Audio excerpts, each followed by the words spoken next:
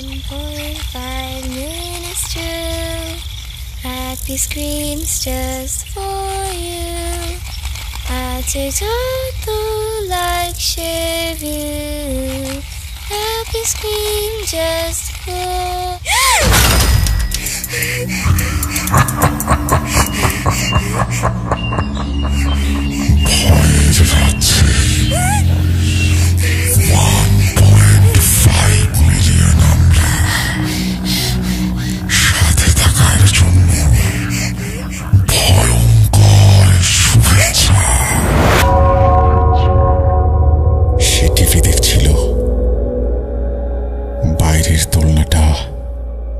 অবিরাম দুলছে। তখনই নজর গেল জানালায়। একটা ছেলে দাঁড়িয়ে, বয়সে তার ছোট বোনের মতো। শীতকাল, রাত 1টা, গলির লাইট জ্বলছিল। আরেকদিন সে দেখল আয়নার সামনে দাঁড়িয়ে থাকা দুটো মেয়ে। একটি তার বোন, আরেকটি কে ছিল? লনের সেই পোড়া মেয়েটি, উঠোনে ছড়িয়ে থাকা মরা কবুতরের ছানা, আর 2টা কাক। ছোট বোনের আর্তনাদ, ওরা আমাকে মেরেছে। দোলনাটা অস্বাভাবিকভাবে দুলছে। দোলনাটা অস্বাভাবিকভাবে দুলছে। চলছে 1.5 মিলিয়ন সেলিব্রেশন। চলুন শুরু করা যাক। Bhoot.com with Russell. Welcome back. আপনাদের সবাইকে স্বাগত জানাচ্ছি আমি রাসেল। আশা করছি আপনারা সবাই ভালো আছেন এবং ভালোর দলে আছেন। আমিও ভালো আছি আর ভালোর দলে আছি। আশা করছি আজকে যে ঘটনাগুলো আপনারা শুনবেন সেই ঘটনাগুলো আপনাদের যথেষ্ট আনন্দ দেবে। চলুন কথা না বাড়িয়ে সরাসরি শুরু করি আমাদের আজকের ঘটনা। তার আগে জানাই, যারা এখনো পর্যন্ত আমাদের চ্যানেলটি সাবস্ক্রাইব করেনি তাদেরকে সাবস্ক্রাইব করার অনুরোধ করব। আর আজকের এই ঘটনাগুলো যদি আপনাদের ভালো লাগে তাহলে অবশ্যই লাইক দেবেন, কমেন্ট করবেন এবং শেয়ার করবেন বন্ধুদের সাথে। চলুন চলে যাই ঘটনায়। যেভাবে লেখা আছে আমি সেভাবেই পড়ে শোনাচ্ছি। আসসালামু আলাইকুম রাসেল ভাই, আশা করি ভালো আছেন, কারণ আমি জানি আপনি সব সময় ভালোর থলে। ছোটবেলা থেকে আমি ভূত এফএম শুনে বড় হয়েছি, তবে কখনো কোনো স্টোরি শেয়ার করব এমনটা ভাবিনি। আর এখন তো আমি আর আমার হাজব্যান্ড নিয়মিত Bhoot.com এর শ্রোতা। যাই হোক, আজ Bhoot.com এ আমার নিজের সাথে ঘটা একটা স্টোরি শেয়ার করব। যেহেতু প্রথমবার লিখছি, তাই দয়া করে ভুল ত্রুটি ক্ষমা সুন্দর দৃষ্টিতে দেখবেন। আর দেরি না করে সরাসরি চলে যাই ঘটনায়। যারা শুনছেন তারা এই ঘটনাটি কে কিভাবে কোন ছাঁচে বসাবেন সেটা তাদের ব্যক্তিগত ব্যাপার, তবে এটা আমার জীবনের এক কালো অধ্যায় বলা যেতে পারে।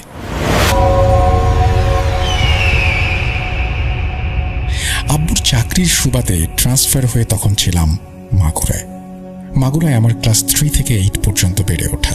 সেখানে একটা প্রাইমারি স্কুলে ক্লাস 4-এ পড়াকালীন সময়ে খেলতে গিয়ে এক বান্ধবীর মাথায় আঘাত লেগে পড়ে যায়। যে বান্ধবীর মাথায় আঘাতটা লাগে, আসলে তারও ভীষণ ব্যথা পাবার কথা ছিল, কিন্তু ব্যথার শিকার শুধু আমিই হলাম। একে তো ছোট ছিলাম, তাই স্বাভাবিকভাবেই অনেক কান্না করছিলাম। ক্লাসের অন্যান্য ফ্রেন্ডরা এসে আমার কান্না থামানোর চেষ্টা করছিল। এক পর্যায়ে আমি স্বাভাবিক হলাম এবং এটাই হলো মূল ঘটনার সূত্রপাত। পরদিন থেকে স্কুলে গিয়ে প্রথম পিরিয়ডেই হঠাৎ মাথা ব্যথা শুরু। শরীর ভালো লাগছে না, যার দরুন ছুটি নিয়ে বাসায় চলে আসি এবং বাসায় ফিরে ঘুমিয়ে যাই এবং এই ঘুম ভাঙে বিকেল 4টা-5টার দিকে। কয়েকদিন টানা এই অবস্থা যাবার পর আমার আব্বু আম্মুর মাথায় চিন্তার রেখা দেখা দিল এবং আমাকে জিজ্ঞেস করলো কি সমস্যা হচ্ছে। আমি তাদের বলি যে আমার মাথা ব্যথা করে, মাথার পেছনের দিকে, আর ঘুমালে হুঁশ থাকে না। আব্বু আম্মু চিন্তা করলো আমাকে একজন ভালো নিউরোলজিস্টের কাছে নিয়ে যাবেন, তাই দেরি না করে একজন ভালো নিউরোলজিস্টের কাছে নিয়ে গেলেন এবং উনি সব শুনে আমাকে বেশ কিছু টেস্ট করতে দিলেন। কিন্তু সব টেস্টেই দেখা গেল আমার কোনো সমস্যা নেই। আমি সম্পূর্ণ সুস্থ। তবে উনি জানালেন হয়তো মৃগী রোগের কোনো লক্ষণ দেখা দিচ্ছে। এসব বলে কিছু ওষুধ দিলেন, যা ছিল আসলেই অনেক হাই ডোজের ঘুমের ওষুধ। দিন দিন আমার শরীর ভাঙতে থাকে আর সারাদিন আমি শুধু ঘুমোতে থাকি। মাগুরা, যশোর, ফরিদপুর সব জায়গার নিউরোলজিস্ট দেখানো শেষ এবং সব রকমের টেস্ট করানো শেষ। এর মধ্যে আমার আর শুধু মাথা ব্যথায় সীমাবদ্ধ নেই, বিষয়টা চলে গেছে অজ্ঞানের পর্যায়ে। আমি শুধু সেন্সলেস হয়ে যেতাম এবং খিঁচুনি উঠত। তারপর কিছু সময় পর নিজে নিজে জ্ঞান ফিরত, তবে শরীর ভেঙে একদম কঙ্কালের মতো হয়ে গেল। একদিন অজ্ঞান হয়ে খিঁচুনি উঠে এমনই অবস্থা হলো যে আমাকে অ্যাম্বুলেন্সে করে ঢাকায় একটি নামকরা প্রাইভেট হাসপাতালে ভর্তি করানো হলো। সেখানে ডাক্তাররা আবারও অনেক টেস্ট করালেন। বরাবরের মতন কোনো রোগ না পেয়ে বিষয়টাকে মানসিক সমস্যার খেতাব দিয়ে আমাদের রিলিজ করে দিলেন। একে তো এত ডাক্তার, হসপিটাল করে অনেকগুলো টাকা খরচ হয়ে গেছে, তাই আব্বু আম্মুর দুশ্চিন্তা এখন চরম পর্যায়ে। তবে ঢাকা থেকে আসার পর আমি একটু সুস্থ হতে শুরু করলাম, যদিও এই সুস্থতা বেশি দিন টেকেনি। একদিন স্কুলে অজ্ঞান হয়ে গেলাম, আর তারপর থেকে শুরু হলো আরো কিছু লক্ষণ। আমি সেন্সলেস থাকা অবস্থায় অনেক কথা বলতাম, এমনকি কিছু কথা এমন যা পরবর্তীতে নাকি সত্যিও হয়েছিল, যা আমি পরে শুনেছি। যেমন আমার বোনের রেজাল্ট। আমি বলে দিয়েছিলাম আমার বোনের রেজাল্ট কি হবে। তারপর কিছু জিনিস দেখা শুরু করলাম। মনে হতো জানালার কাছে দাদুর বয়সী হুজুরের মতন কেউ একজন দাঁড়িয়ে আছে আর আমাকে তার কাছে ডাকছে। এসব দেখে আমার মুখে শুনে আমার মায়ের চিন্তা 3 গুণে গিয়ে পৌঁছালো। এবার পরিচিত কিছু মানুষ বলল, ওকে আপনারা একটু হুজুর দেখান। বিভিন্ন হুজুর দেখানো হলো। তারা পানি পড়া দেয়, তাবিজ দেয়, কাজ হয় না। আমার শরীর তখন তাবিজে পরিপূর্ণ হয়ে গিয়েছিল। গলায়, হাতে, কোমরে 3-4টা করে তাবিজ। ঠিক সেই সময় আমাদের পরিচিত এক আন্টি আম্মুকে জানালো ফরিদপুরের একজন কবিরাজ আছে, আমাকে যেন ওনার কাছে নিয়ে যাওয়া হয়। আব্বু এসব বিশ্বাস না করলেও আম্মু অনেকটা জোর করেই আমাকে তার কাছে নিয়ে যান। আমি ওনাকে দাদু বলে সম্বোধন করতাম, তবে উনি মাঝ বয়সী একজন লোক ছিলেন। উনি আমাকে দেখে আসন করে জানতে পারেন আমার উপর এক জিন নজর রাখছে। জিনটা অনেক রাগী, তবে জিনটা কোনো এক কারণবশত সরাসরি আমাকে ধরতে পারছে না, যার কারণে দূর থেকে নজর দিয়ে দিয়ে আমার এই হাল করছে। তো এর প্রতিকার চাইলে উনি আমাকে জানান যে আমাকে গোসল দেওয়া লাগবে, সেই বাবদ কিছু জিনিসপত্র লাগবে, আর ওনার কাছে টাকা দিয়ে দিলে উনি সবকিছুর ব্যবস্থা করবেন। নদীর পানি, জবা ফুল, এমন আরো অনেক কিছু। ছোট ছিলাম, যার কারণে আমার কি কি লেগেছিল সঠিক মনে নেই। উনি আমাকে বাড়ি থেকে একটু দূরে একটা বাগানের মধ্যে নিয়ে গোসল দিলেন। পানিটা ছিল একটা মাটির কলসে। উনি আমাকে বললেন, তোমার গায়ে পানি দেবার সাথে সাথে তুমি সোজা বাড়ির মধ্যে চলে যাবে, কোনো শব্দ শুনলেও পেছনে ফিরে তাকাবে না। আমি একটা ঠাস করে শব্দ শুনলেও পেছন ফিরে তাকাইনি। তারপর উনি আমাকে একটা তাবিজ দেন এবং বলেন সাবালিকা হওয়া পর্যন্ত যেন আমি এটা পরিধান করি, আর যদি কখনো খোলা লাগে বা খুলে যায় তবে যেন গরুর দুধ দিয়ে ভিজিয়ে আবার সেটা পরি। এভাবে আমি আমার ইন্টারমিডিয়েট পর্যন্ত তাবিজটা রেখেছিলাম। এরপর আর কখনো আল্লাহর রহমতে কোনো সমস্যা হয়নি। কাহিনীটা আসলে কতটা ভৌতিক আমি জানি না, তবে এই সমস্যাটা আমি আমার পরিবার খুব বাজেভাবে ফেস করেছি।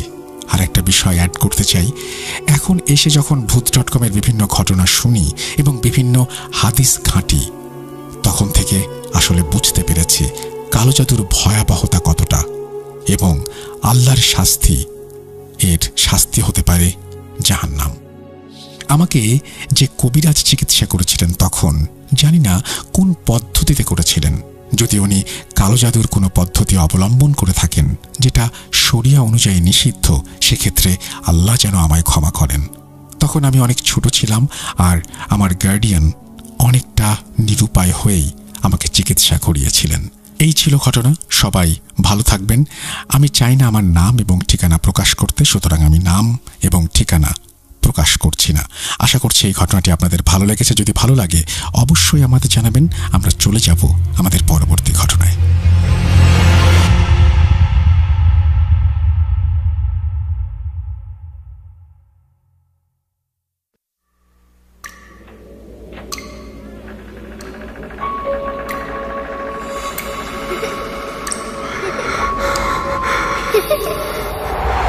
লুকোচুরি খেলবে?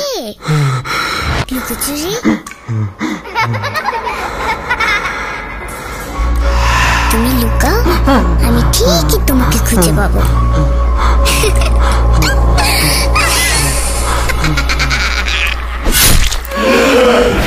Bhoot.com with Russell. Welcome back. আপনাদের সবাইকে স্বাগত জানাচ্ছি আমি রাসেল। আশা করছি আপনারা সবাই ভালো আছেন, ভালোর তলে আছেন। আমিও ভালো আছি আর ভালোর তলে আছি। যেভাবে লেখা আছে আমি ঠিক সেভাবেই আপনাদের পড়ে শোনাচ্ছি।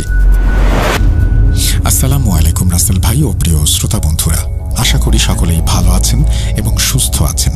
আমি মোহাম্মদ সাবিত আলম লিখছি ময়মনসিংহ বিভাগ থেকে। আজ আমি যেই ঘটনাটি আপনাদের সামনে নিয়ে এসেছি সেই ঘটনাটা আমাকে বলেছেন নাদিয়া আপু। ঘটনাটি আমি নাদিয়া আপুর ভাষাতেই লিখছি এবং অনিচ্ছাকৃত ভুল ত্রুটির জন্য সবার ক্ষমা প্রার্থনা করছি। বলছেন নাদিয়া আপু। আমি নাদিয়া।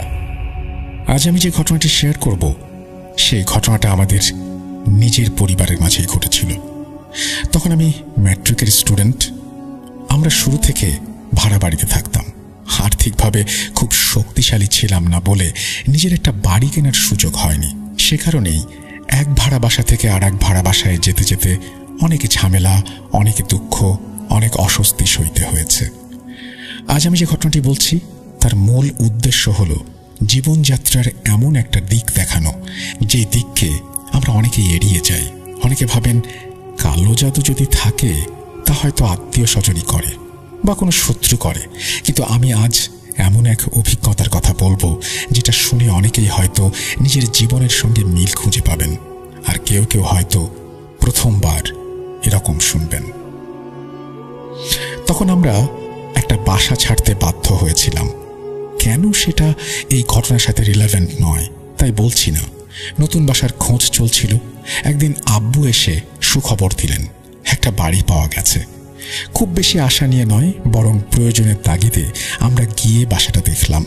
ওটা ছিল অনেক পুরনো, ভাঙাচোরা, দেয়ালের প্লাস্টার উঠে গেছে, জায়গায় জায়গায় স্যাঁতস্যাঁতে দাগ, এমন একটা বাসা। তবুও পকেটে টাকা না থাকলে পছন্দকে বিসর্জন দিতেই হয়। ভাড়া কম, লোকেশন মোটামুটি, তাই মনে মনে হিসেব কষে নিলাম সামাল দেয়া যাবে। কিন্তু প্রথম দিন বাড়িটায় ঢুকেই অদ্ভুত একটা গন্ধ নাকে এসে লাগলো। ঠিক বোঝাতে পারবো না, যেন বাসি কিছু, সঙ্গে আবার পোড়া ধোঁয়ার মতো একটা তীব্রতা মিশে আছে। উঠোনে জোরে, বারান্দায়, এমনকি রান্নাঘরের কোণে কোণে মুরগির হাড় পড়েছিল। মনে হচ্ছিল আশেপাশের কুকুর বিড়াল শিকার করে এনে এখানে বসে খায়। আমরা সবাই বুঝে গেলাম যাই হোক না কেন বাড়িটাকে ধোয়া মোছা না করলে এখানে থাকা যাবে না।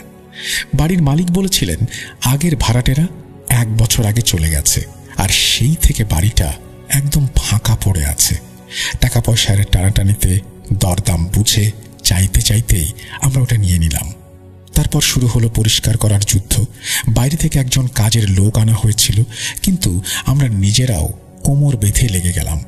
জঞ্জাল, ধুলো, লম্বা দিনের বদ্ধ গন্ধ, জলপোকা, শ্যাওলা সবকিছু মিলিয়ে এমন একটা অবস্থা যে শুধু পরিষ্কার করতেই 3-4টা দিন কেটে গেল।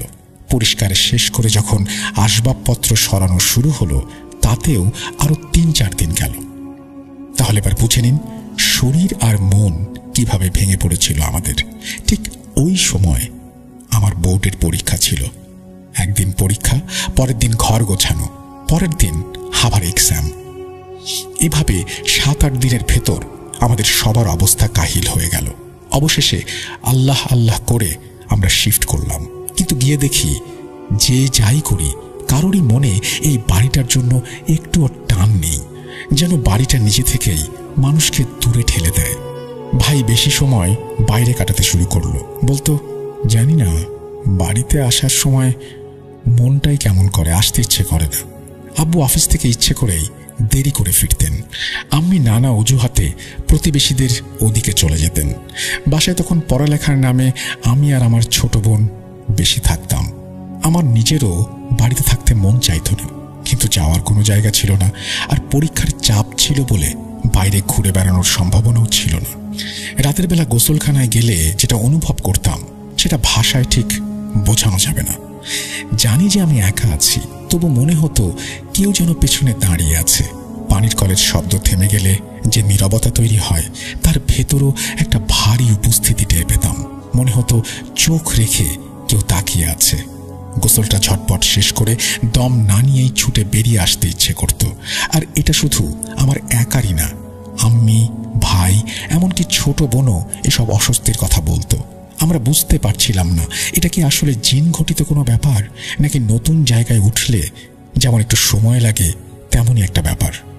অনেক সময় তো বাড়ি বদলালে অচেনা গন্ধ, বিভিন্ন শব্দ, নতুন দেয়াল, সব মিলিয়ে মানুষ অস্বস্তি বোধ করে। আমরা চেষ্টা করছিলাম সবকিছুকে সেই ব্যাখ্যায় সাজাতে। এদিকে আমি প্রতিবেশীদের কাছ থেকে কিছু জানতে চেয়েছিলেন, কিন্তু মুখ ফুটে কেউ কিছু বলতে চাইছিল না। আমরা ভাড়াটে, মালিক থাকেন পাশের দিকেই। তিনি নাকি একটু রাগী স্বভাবের, কেউ তার সঙ্গে ঝামেলায় জড়াতে চায় না। সবাই শুনে শুনে বলল, ভালোই তো দেখাচ্ছে, আপনি থাকলে বুঝবেন।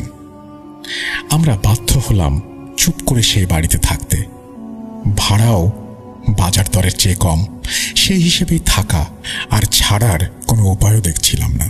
আমাদের পরিবার ছোট, ছোট বোনের বয়স তখন 5 বছর, ভাই আমার থেকে 2-3 বছরের বড়। আমি, ভাই, আম্মি, আব্বু আর আমার ছোট বোন। বাড়িটা বড়, প্রায় 6টা রুম, তাই 3টা রুম ব্যবহার করতাম, বাকিগুলো খালি থাকতো। শুক্রবারের দিন ভাই নামাজ পড়তে বেরোবার জন্য তৈরি হচ্ছিল। আমি তখন ওয়াশরুমে মাথায় পানি দিচ্ছিলাম।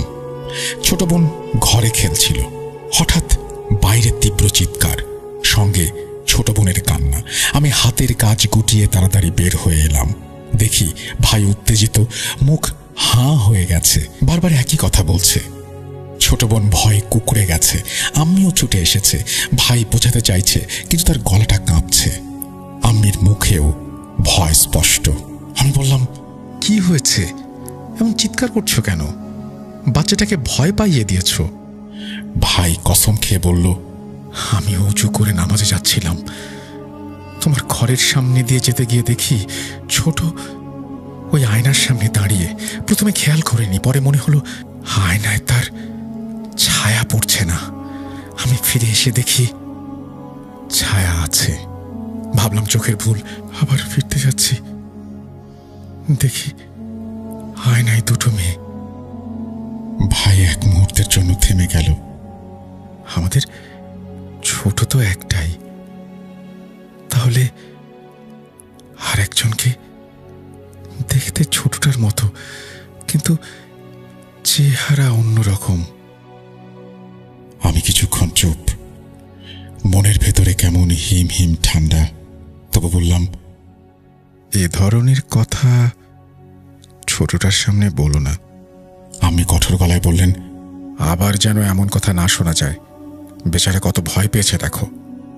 সবাইকে শান্ত করলাম, মাথায় পানি দিলাম, পানি খেলাম। তারপর বিষয়টা আপাতত চেপে রইলাম। মনে মনে ভাবলাম, নতুন ঘরের ভেতরে আলো ছায়ার খেলা বা চোখের ভুলও হতে পারে। এর 1-2 দিনের মাথায় রাত 10টা থেকে 1টা এই সময়ের কোনো এক মুহূর্তে বাইরে ঝড় উঠল। আমি বারান্দায় কাপড় তুলতে গিয়েছিলেন। হঠাৎ তিনি আমাদের নাম ধরে ডাকলেন, নাদিয়া, তাড়াতাড়ি এসো, ভাইকে ডাকো। আমি দৌড়ে গেলাম। দেখি আম্মি কাঁপছেন, চোখ বড় বড়, ঠোঁট শুকনো। আমরা জিজ্ঞেস করলাম, কি হয়েছে? আম্মি চুপচাপ লনের দিকে তাকিয়ে। আমরা প্রায় টেনে ভেতরে আনলাম। তারপর যে কথা শুনলাম, গায়ে কাঁটা দিয়ে উঠল। আমি বললেন, আমি এক পুড়ে যাওয়া মেয়েকে লনে দাঁড়িয়ে থাকতে দেখেছি। শুধু মুখ না, পুরো শরীরটাই ঝলসে গেছে। পাশ থেকে পোড়া গন্ধ আসছিল। আমরা একসঙ্গে নিঃশ্বাস টেনে বুঝলাম পোড়া গন্ধটা আমরাও পাচ্ছি। বাইরে গিয়ে আম্মিকে আমরা যখন সামলাচ্ছিলাম, সেই গন্ধ নাকে লেগেছিল। ভাই সঙ্গে সঙ্গে বলল, আমি তো বলেছিলাম আয়নায় একটা মেয়েকে দেখেছিলাম, তোমরা বিশ্বাস করনি। আমরা মাথা নিচু করে বুঝলাম এই বাড়িতে কিছু আছে, কিন্তু যাব কোথায়? হাতে টাকা নেই, জিনিসপত্র অনেক, রাতারাতি রাস্তায় নামা সম্ভব নয়। আম্মি পরদিনই পাড়ার কয়েকজন মহিলাকে ডাকলেন। বাড়িতে কোরআনখানি হলো। আমরা ভেবেছিলাম এতে শান্তি আসবে, কিন্তু হয়তো সেটাই আমাদের সবচেয়ে বড় ভুল ছিল। দুটো বিচ্ছিন্ন ঘটনা ছিল এবং সেটা হয়তো এভাবেই থেকে যেত। কোরআনখানি হওয়ার পর যেন আমরা কাউকে নারাজ করে দিয়েছি। তারপর প্রতিদিন কোনো না কোনো ঘটনা ঘটতে লাগলো। যেদিন কোরআনখানি করেছিলাম তার পরদিন বিকেলে ভাই ঘরে ঢুকে তীব্র স্বরে বলল, বাইরের ময়লা পরিষ্কার করল না কেন? আমরা বললাম, কাজের মহিলা এসে গেছে, পরিষ্কার করছে। ভাই বলল, তাহলে বাইরে ওই মৃতদেহগুলো পড়ে আছে কেন? আমরা জিজ্ঞেস করলাম, কি কি দেহ? সে আমাকে হাত ধরে বাইরে নিল। দেখি আয়নার একদিকে মরা কবুতরের ছানা, অন্যদিকে দুইটা মরা কাক, কিছু লন্ড্রি এরিয়ায়, কিছু লনে। ঘরের এক পাশ ঘুরলেই কোথাও না কোথাও একটা মরদেহ চোখে পড়ে। অন্ধকার নামছে, চারপাশের বাড়িগুলোতে আলো জ্বলছে, আর আমাদের ভাঙাচোরা উঠোনে মৃত প্রাণী। দৃশ্যটা এত ভীতিকর ছিল, বুক ভার হয়ে আসছিল। আমরা বললাম, সকাল হলে কাজের লোক আসবে, সব উঠিয়ে ফেলবে। দরজা লক করে ভেতরে ঢুকে পড়লাম। রাতভর বেড়ালের কান্নার শব্দ, জানালার আড়াল থেকে আছড়ে পড়া সুর, ডিসেম্বর কিংবা জানুয়ারির ঠান্ডা, বাতাস ভারী, পাখা বন্ধ। নীরবতার মধ্যে ছোট ছোট শব্দ কেমন করে যেন বেড়ে যায়। কখনো মনে হচ্ছিল বাইরে কেউ হাতুড়ি দিয়ে মার্বেল ভাঙছে, কখনো দেয়ালে পাথর পড়ার ঠন ঠন, আবার কখনো টেনে ঘষার মতো শব্দ। সন্ধ্যার দিকে ছোট বোন বারান্দায় খেলছিল, হঠাৎ ভেতরে এসে কান্নায় ভেঙে পড়ে বলল, মাম্মা, আমাকে ওরা মেরেছে। আমি জিজ্ঞেস করলেন, কে মেরেছে? বান্ধবী কেউ এসেছে? ছোটটা বারবার বাইরে দেখিয়ে বলল, ওরা। বাইরে গিয়ে দেখলাম কেউ নেই, তবু ছোটটার গাল লাল। মনে হয় সত্যিই কেউ জোরে থাপ্পড় দিয়েছে। খেলনা দিয়ে তাকে বোঝালাম। আমি আমার দিকে তাকিয়ে দেখলেন দুজনেই চুপ। এক রাতে 12টা কিংবা 1টা হবে। আমরা প্রায় ঘুমিয়ে পড়েছি। ভাই সম্ভবত জেগেছিল, সে একটু দেরিতে ঘুমায়। এমন সময় বাইরে থেকে নবজাতকের কান্নার শব্দ, কখনো খুব কাছে, যেন জানালার ধারে, আবার মুহূর্তেই অনেক দূরে। একবার মনে হলো যেন কান ঘেঁষে কাঁদছে, তারপরই মিলিয়ে গেল। আমি আঁতকে উঠে বসে পড়লাম। ঘর থেকে বেরিয়ে দেখি ভাই দাঁড়িয়ে, আম্মি আব্বুও বেরিয়ে এসেছেন। আমরা সবাই দরুদ শরীফ পড়তে শুরু করলাম। আব্বু আজান দিলেন। আজান শেষ হতেই কান্না থেমে গেল। আমরা ঠিক করলাম সকাল হলে কাউকে না কাউকে জিজ্ঞেস করতেই হবে এ বাড়িতে কি হচ্ছে। ভোরবেলা আব্বু নিকটবর্তী মসজিদে গেলেন, ইমাম সাহেবকে সব বললেন। তিনি কিছুক্ষণ চুপ থেকে জিজ্ঞেস করলেন, আপনারা কি ইরফান সাহেবের বাড়ি ভাড়া নিয়েছেন? আব্বু বললেন, হ্যাঁ, ঠিক ওইটাই। ইমাম সাহেব আবার চুপ, তারপর বললেন, ওই বাড়িটা অনেকটা ধ্বংসপ্রাপ্ত, অনেকদিন বন্ধ ছিল। আব্বু বললেন, আপনি একদম ঠিক বলেছেন। ইমাম সাহেব বললেন, আমার 3 দিন সময় চাই, ইস্তেখারা করে জানাবো কি করতে হবে। 3টা দিন আমাদের কাছে যেন 3টা মাস। দিনটা কাটে আতঙ্কে, রাতে ঘুম আসে দোয়ার মধ্যে। প্রথম দিন সন্ধ্যা, আম্মি রান্নাঘরে ভাত বসাচ্ছেন, আমরা পাশে। হঠাৎ কেমন করে যেন পুরো হাঁড়িটা দুলে উঠে প্রায় আম্মির পায়ে পড়ে যাচ্ছিল। এই কয়েক ইঞ্চি দূর দিয়ে পড়ে তারপরে রক্ষা। আমি পেছনে সরে গিয়ে বসে পড়লেন। আমি দ্রুত পানি দিলাম। সবাই বোবা হয়ে তাকিয়ে রইলাম। দ্বিতীয় দিন বিকেল, আমি ছোটটার সঙ্গে খেলছিলাম। ভাই, আমি নিজের চোখে দেখেছি কালো একটা বেড়াল এসে চোখের সামনে বসে রইল। তার চোখ চোখের দৃষ্টি তীক্ষ্ণ, অচেনা, যেন কথা বলে। আমরা দুজন স্থির হয়ে গেলাম। বেড়ালটা ধীরে ধীরে উঠোনের এক গাছের কাছে গেল। তারপর হঠাৎ এমনভাবে উধাও হলো, দেখলেও বিশ্বাস হয় না। ছোটটা ভয়ে আমার কোলে উঠে জিজ্ঞেস করল, আপনি বেড়ালটা কোথায় গেল? আমি তাড়াতাড়ি দরজা বন্ধ করে দিলাম। মনে হলো এই সব কিছুই স্বাভাবিক নয়।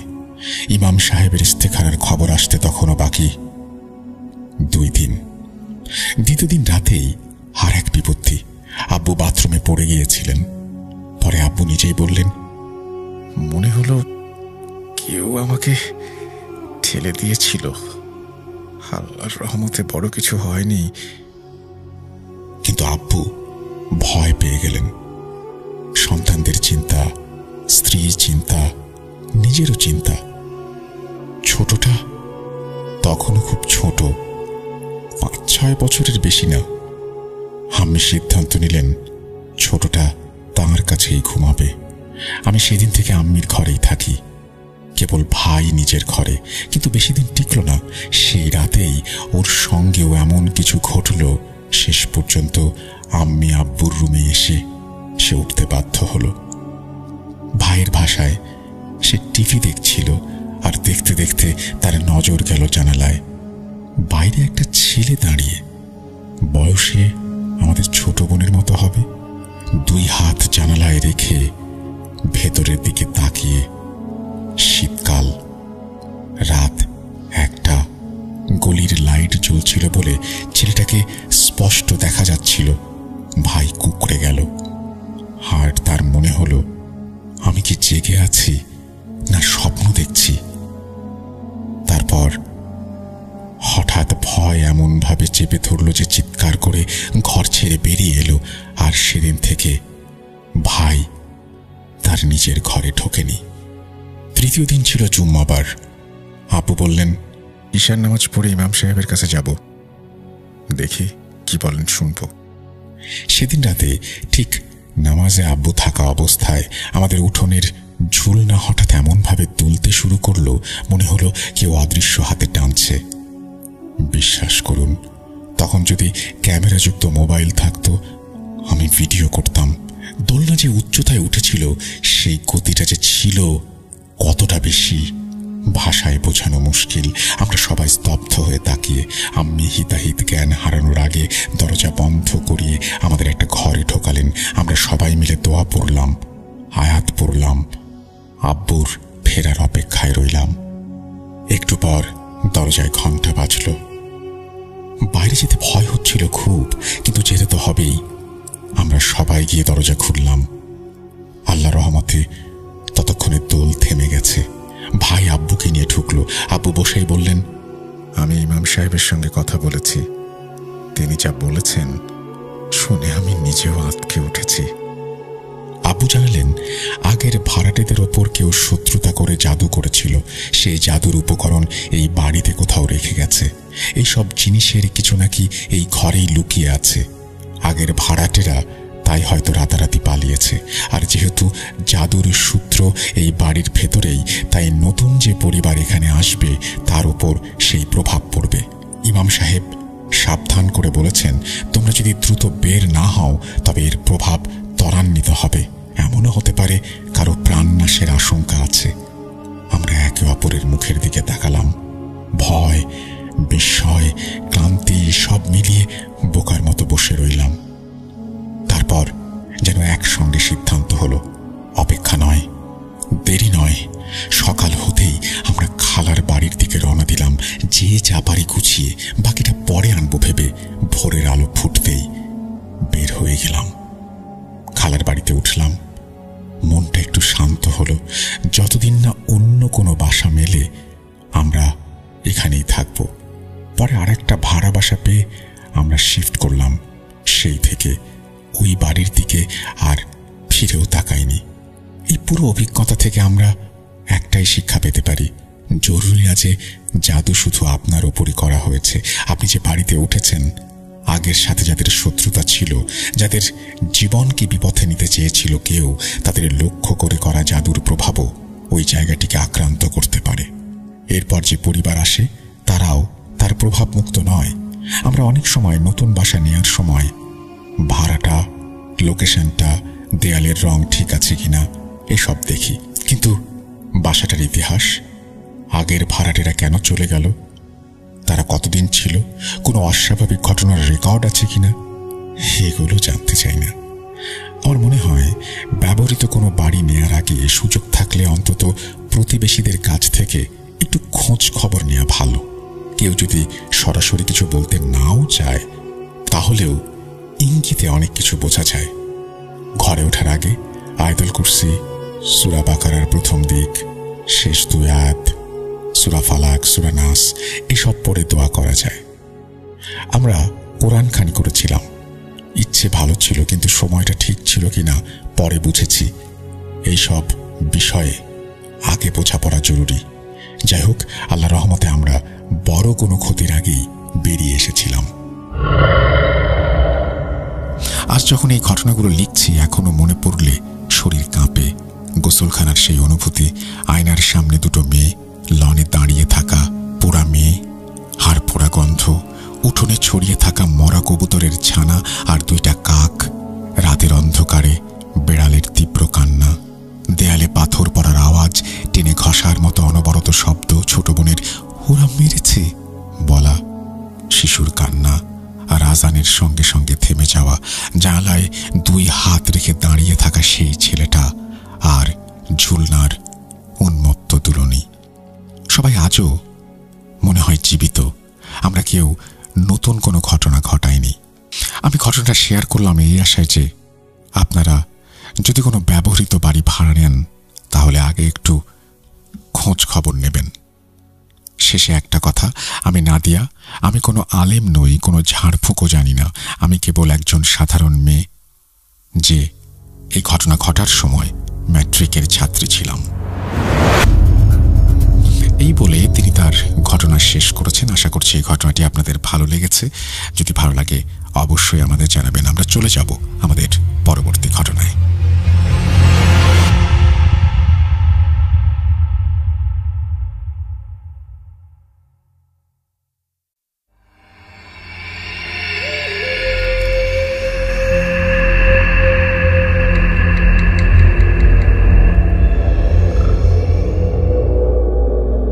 চলছে 1.5 মিলিয়ন সেলিব্রেশন।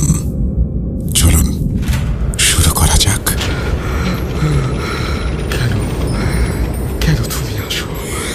আমি শুধু তোমার সাথেই থাকতে চাই। কিভাবে সম্ভব? মৃতদের এই পৃথিবীতে থাকতে নেই।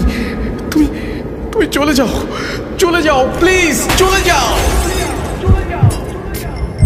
সবটাই কি ইলুশন, নাকি অন্য জগতের কেউ কখনো হাজির হয়ে যায় চোখের পলকে? Bhoot.com with Russell।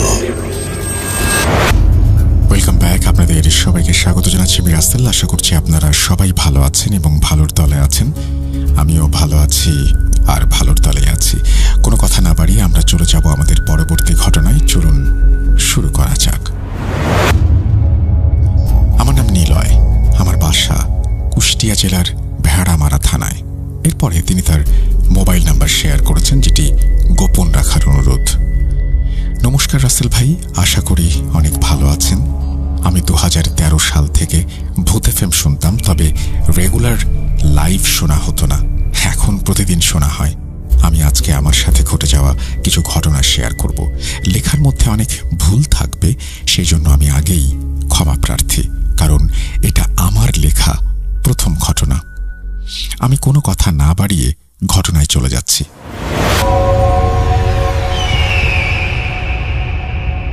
ছোট থেকেই আমি নাকি অনেক ভয় পেতাম। মানে মায়ের মুখে থেকে শোনা, আমি কোনো কিছু দেখলেই নাকি কান্না করতাম। এই ধরেন কালো কুকুর, কালো বেড়াল ইত্যাদি। তো আমি যখন প্রথম কলেজে উঠি তখন থেকেই আমি কিছু অস্বাভাবিক জিনিস ফিল করি। আমি কোনো একদিন সন্ধ্যার দিকে আমার বাসার পেছনে দাঁড়িয়ে কারোর সাথে ফোনে কথা বলছিলাম। বলে রাখি, আমার বাসার আশেপাশে অনেক গাছগাছালি ছিল। আমাদের ছোট একটা বাগান আছে, যেখানে আমার বাবা অনেক ধরনের গাছ লাগিয়ে তার পরিচর্যা করেন। আর তার পাশেই ছিল একটা ছোট বাঁশঝাড়, যা আমাদেরই, আর তার পেছনে অনেক বাঁশঝাড় যেটা অন্য মানুষের। তো এর আগেও এইখানে অনেক কিছু ঘটেছে অনেকের সাথেই। এখানে বহু বছর আগে একটা মন্দির ছিল, যেটা আমার দাদুদের ছিল। আর আমার দাদুদের অনেক সম্পত্তি ছিল, যেটা অনেক মানুষ জোর করে দখল করে নিয়েছিল। যুদ্ধের আগে আমাদের পরিবারের অনেক মানুষ ইন্ডিয়াতে চলে যায়, তাই তখন অনেকে অনেক জায়গায় অনেক কিছু দখল করে ফেলেছিল। বলে রাখি, আমাদের বাসার আশেপাশে এমন অনেকে আছে যারা এখনো আমাদের জায়গা দখল করে জীবনযাপন করছে। তার মধ্যেই একজনের বাসার ওইখানে আমাদের সেই মন্দিরটি ছিল। তার সাথেই ছিল বিশাল এক তাল গাছ। অনেকে এই দিক দিয়ে যাওয়ার সময় সেই তাল গাছে অনেক রাতে কোনো কিছুর শব্দ শুনতে পেতেন, যেটা আমিও অনেকবার পেয়েছি। এই তাল গাছটা নেই, তবে তাল গাছ নিয়ে অনেক ঘটনা আছে, যেটা অন্যদিন শেয়ার করব। এখন আসি মূল ঘটনায়। আমি কারোর সাথে কথা বলছিলাম ফোনে। অন্ধকার ছিল, আর আশেপাশের বাড়ির কিছু আলো, যেটা আমার গায়ে হালকা হালকা লাগছিল। আমি কথা বলতে বলতে এক সময় পেছন ফিরতেই দেখি একটা দেয়ালে ঘোড়ার মতো কিছু একটা দৌড়ে চলে যাচ্ছে। আমি এটা 10 সেকেন্ডের মতো দেখেছি। আমি তখন স্বাভাবিকভাবেই নিয়ে ফোনে কথা বলায় মনোযোগ দেই। তার কিছুক্ষণ পর দেখি আবার সেই ছায়াটা ওইভাবে দৌড়ে চলে যাচ্ছে। এবার আমি অনেক ভয় পেয়ে যাই। আমি তখন তাড়াতাড়ি বাসায় গিয়ে খেয়ে দিয়ে ঘুমিয়ে পড়ি। সেই রাতে আমার সাথে আর কিছু হয়নি। কিছুদিন পরে যথারীতি রাতে ঘুমিয়ে যাওয়ার পর আনুমানিক 2টা বাজবে, সেই সময়ে আমার ঘুম ভেঙে যায় এবং আমি দেখি আমি দরজার সামনে দাঁড়িয়ে আছি। আমি ভাবছি আমি স্বপ্ন দেখছি, কিন্তু আমার ভ্রম ভেঙে যায় যখন দরজার শব্দ কানে আসে। আমি অনেক ঘেমে গিয়েছিলাম। তখন ভাবছিলাম আমি এইখানে কিভাবে এলাম? আমি তো ঘুমিয়েছিলাম। পরে আমি একটু জল খেয়ে আবার ঘুমানোর চেষ্টা করি, কিন্তু আমার ঘুম আসছে না। আমার শরীর অনেক কাঁপছে। আমি ঘেমে গেছি। আমার মনে হচ্ছে আমার বুকে কেউ ভারী একটা কিছু দিয়ে রেখেছে। আমি আমার ঈশ্বরের নাম নিতে থাকি মনে মনে। আর কখন যে ঘুমিয়ে পড়ি জানি না। আমি স্বপ্নে দেখি আমাকে কেউ ডাকছে, আমার নাম ধরে ডাকছে। আমি বাইরে তার সাথে হেঁটে যাচ্ছি পেছন পেছন, আর সে আমাকে বলছে, আরো চল, অনেক পথ বাকি, তোকে নিয়ে আমরা অনেক দূরে চলে যাব। আমি স্বপ্নের মধ্যেই তাকে জিজ্ঞেস করি, আমি কোথায় যাচ্ছি? আমাকে কেন নিয়ে যাচ্ছ? আমি বাসায় যাব, আমাকে বাসায় রেখে আসো। তখনই আমি স্পষ্ট গলায় শুনলাম আমাকে কেউ বাইরে থেকে ডাকছে, নিলয়, নিলয়, বাইরে এসো, তোমাকে নিয়ে যাব। আমি তখন চিৎকার করে উঠি, আর পাশের রুম থেকে আমার মা চলে আসে। আমি দরজা খুলে দিতে আমাকে বলে, কি হয়েছে? আমি বলি, অনেক বাজে একটা স্বপ্ন দেখেছি তো। এরপর আমাকে বাইরের মগে রাখা জল আর 1 চিলতে লবণ খাওয়ায় মা। গ্রামের প্রচলিত প্রথা, কেউ ভয় পেলে তাকে বাইরের একটু জল আর লবণ খাওয়ালে নাকি ভয়টা কেটে যায়। তো সেই দিন মা আমার সাথেই থাকে, আর কোনো সমস্যা হয় না। তার পরের দিন একটা চাচির কাছে মা আমাকে নিয়ে যায় ঝাড়ফুঁক করানোর জন্য। সেই চাচিকে আমি সবকিছু বলি এবং আমাকে তিনি বলেন রাতে ঠিক 12টার পরে আয়না না দেখতে, মানে আয়নার সামনে যেন আমি না যাই এবং আয়নার দিকে না তাকাই। এটা কেন বলেছেন আমি জানি না। আমি রাতে গেম খেলতাম এবং ঘুমানোর আগে প্রতিদিন বাথরুম থেকে এসে আয়নার সামনে দাঁড়িয়ে নিজেকে দেখে তারপর ঘুমাতাম। কিন্তু এটা উনি কিভাবে জানলেন? আমি রাতে আয়না দেখা বন্ধ করে দিলাম। বহুদিন আমার সাথে আর কিছু হয়নি, তবে অনেক দিন পর রাতে হঠাৎ করে অ্যাম্বুলেন্সের সাউন্ডে আমার ঘুম ভেঙে যায়। শুধু আমার না, আমার মা বাবারও ঘুম ভেঙে যায়। আমি বাইরে গিয়ে দেখতে চাই কার কি হলো, কোথা থেকে আসছে শব্দটা। সেই মুহূর্তে আমি দেখি আমার সামনে দিয়ে আমার মা হেঁটে চলে যাচ্ছে সেই বাঁশঝাড়ের দিকে। আমি ভাবছি মা হয়তো কার কি হয়েছে তাই দেখতে যাচ্ছে। আমি তার পেছন পেছন আমাদের বাগানের রাস্তা ধরে হাঁটতে থাকি। কিছু দূর যাওয়ার পর দেখি মা আমার থেকে অনেক দূরে চলে গেছে। আমি হাঁটার গতি বাড়িয়ে দিই। ঠিক তখনই পেছন থেকে আমার বাবা আমার নাম ধরে ডাক দেয় এবং বলে আমি ওইখানে কি করছি। আমি বাবাকে বললাম, মা এদিকে গেল, আমি তার সাথে যাচ্ছি। তখন বাবা বলেন, তোর মা বাথরুমে গেছে। আমি তোর দরজার সাউন্ড শুনে দেখতে এসে দেখি তুই ঘরে নেই। তখন বাগানে গিয়ে দেখি তুই আস্তে আস্তে হেঁটে যাচ্ছিস। কি হয়েছে? কোথায় যাচ্ছিস এভাবে এত রাতে? তখন আমি আমার বাবাকে বলি, রাত কয়টা বাজে? বাবা জানায়, রাত 3:30। তখন আমার গায়ে একটা ঝাঁকুনি দিয়ে ওঠে আর আমার সারা শরীর কাঁপতে থাকে। আমি একটা দৌড় দিয়ে আমার রুমে চলে যাই এবং প্রচণ্ড ভয় পাই। আর আমি মাকে বলি, তোমরা কি কেউ অ্যাম্বুলেন্সের সাউন্ড পাওনি? মা জানায়, হ্যাঁ পেয়েছি। ওইটা ওই দিকের বাসার একজন অসুস্থ ছিল, সে মারা গেছে। তাকে নিয়ে আসলো মাত্র ঢাকা থেকে অ্যাম্বুলেন্সে। তখনই সেই বাসা থেকে অনেক কান্নার আওয়াজ কানে আসে। আর সেই রাতে মা আমার সাথেই ঘুমায়। আবারও সেই চাচির কাছে আমাকে নিয়ে যাওয়া হয় আর তিনি জানান, এমন হয়, ওটা ভয়ের কিছু না, একটা নাকি নিশির ডাক। এটা অনেকের সাথে এরকম হয়। বাইরে বের হওয়ার সময় গায়ে চিমটি দিয়ে বের হতে হয় সেই কারণেই। যদি গায়ে ব্যথা লাগে তাহলে বুঝতে হবে সব ঠিক আছে, আর যদি না লাগে তাহলে বুঝতে হবে তুমি আর তোমার মধ্যে নেই। তো তিনি পানি পড়া দিয়ে দিলেন আর কিছু নিয়ম কানুন শিখিয়ে দিলেন। আর কোনো সমস্যা হয়নি। তার অনেক দিন পরে আমাদের এলাকায় একজন মারা যায়। তো আমরা আমাদের ধর্মের রীতি অনুযায়ী তাকে শ্মশানে নিয়ে যাই। বলে রাখি, সেদিন অনেক বেশি রাত হয়ে গিয়েছিল। আমরা শ্মশানে পৌঁছাতে পৌঁছাতে রাত প্রায় 12টা। তাকে যথারীতি পোড়ানোর সব কার্যক্রম শুরু করে দেওয়া হয় এবং খুব অল্প সময়ের মধ্যেই তাকে চিতায় উঠানো হয় পোড়ানোর জন্য। আমি আমার বন্ধুদের সাথে ওই দিকে গিয়ে বসে গল্প করছিলাম। অনেক রাত হয়ে যাওয়ায় এক বন্ধু আমাকে বলল, ঘড়িতে কয়টা বাজে দেখতে। আমি তাকে জানালাম 2:30। আমরা সবাই বলা বলি করছিলাম, আজকে অনেক রাত হয়ে গেল, কালকে সারাদিন ঘুমাতে হবে। এই সব নিয়ে আমাদের মধ্যে বেশ কিছুক্ষণ কথা হয়।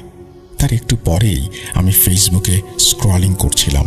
হঠাৎ করেই আমি আমার ফোনের সময়ের দিকে তাকাতেই দেখি রাত 4টা বাজে। এটা দেখে আমি তো অবাক। একটু আগে দেখলাম 3টাও বাজেনি। এত তাড়াতাড়ি 4টা বাজলো কিভাবে? আমি আমার এক বন্ধুকে বললাম, দেখ তো তোর ফোনে কয়টা বাজে। সে দেখে বলল, ফোনে 2:47 বাজে। আমি তখন তাকে আমার ফোনের দিকে তাকাতে বললাম এবং বললাম, আমার ফোনে দেখ 4টা বাজে। পুরো 4:02 হয়ে যাওয়ার পরেও দেখি সেই 4টাই বেজে আছে। এইবার আমি ভাবলাম হয়তো আমার ফোনের সমস্যা। আমি আমার সেটিংয়ে গিয়ে চেক করতে লাগলাম সব ঠিক আছে কিনা। ওইখানে সব ঠিকই ছিল, কোনো সমস্যা নেই। আর আমার ফোনটা একটু ভালো হওয়ায় এমন সমস্যা হওয়ার কথাও না। আমার তখন কেমন যেন সবকিছু অস্বাভাবিক লাগছিল।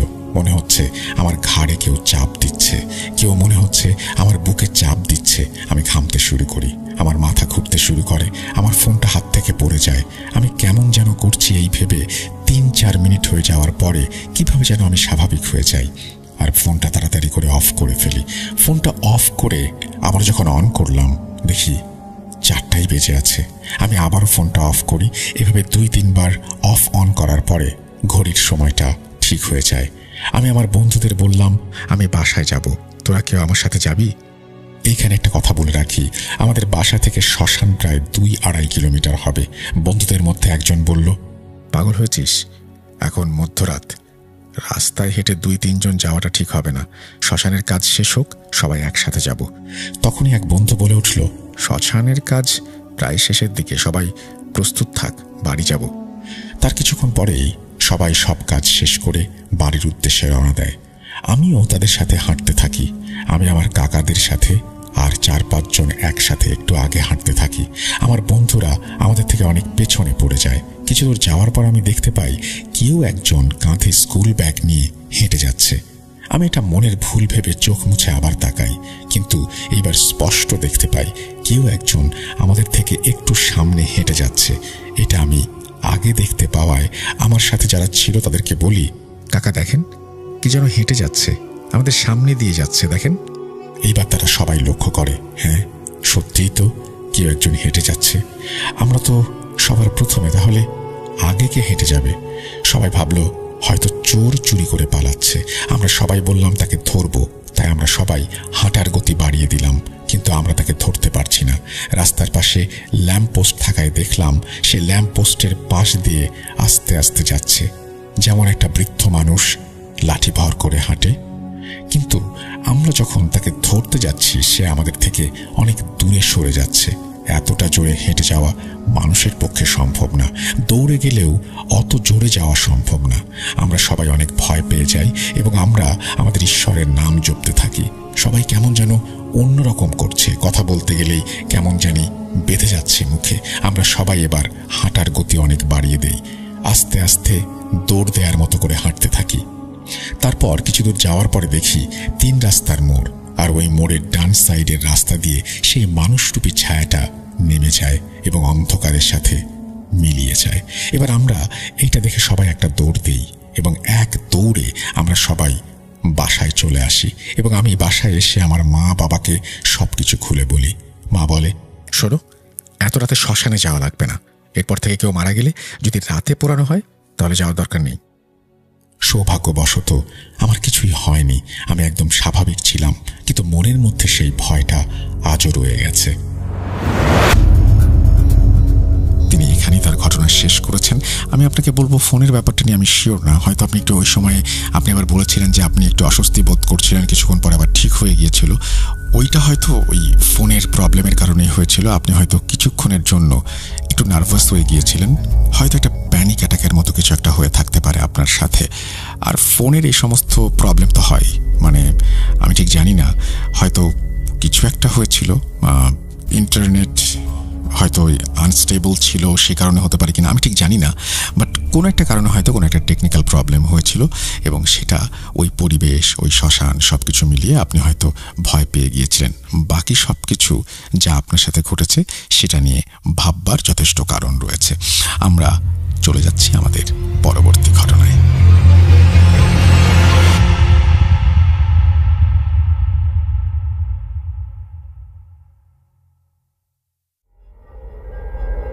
Spirit, be here with me.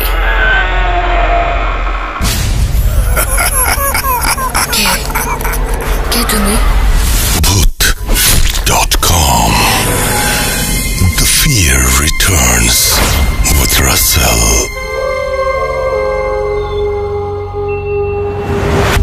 Welcome back. আশা করছি আপনারা সবাই ভালো আছেন এবং ভালোর তলে আছেন। আমিও ভালো আছি এবং ভালোর তলে আছি, এবং আশা করছি আজকের শোটি আপনারা সবাই উপভোগ করছেন। যদি উপভোগ করে থাকেন তাহলে আপনাদের কাছে অনুরোধ করব, দয়া করে আমাদের চ্যানেলটি অবশ্যই বন্ধুদের সাথে বা পরিচিত যারা আছেন তাদের সাথে শেয়ার করুন, এবং অবশ্যই যদি ঘটনা ভালো লাগে লাইক দিন, কমেন্ট করুন, আর সেই সাথে সাবস্ক্রাইব করুন। আমরা চলে যাব আমাদের অডিও ক্লিপে।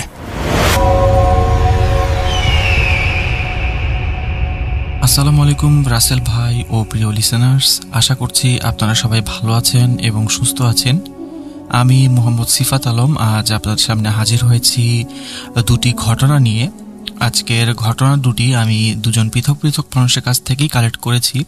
তো প্রথম যে ঘটনাটি আমি শেয়ার করব সেই ঘটনাটি আসলে একজন উবার ড্রাইভারের ঘটনা। তো এই যিনি আমার সাথে ঘটনাটি শেয়ার করেছেন উনি আসলে একজন উবার ড্রাইভার, আপনারা বুঝতেই পারছেন। তো উনার ঘটনাটি উনি আমাকে যেভাবে বলেছেন আমি সেভাবেই শেয়ার করছি। তার আগে আমি উনার পরিচয়টা দিয়ে নিই। উনার পরিচয়, উনার নাম সামিন, উনি একজন উবার ড্রাইভার। উনি মোটামুটি বলতে গেলে করোনার কিছুদিন আগে থেকে উনি উবার চালান।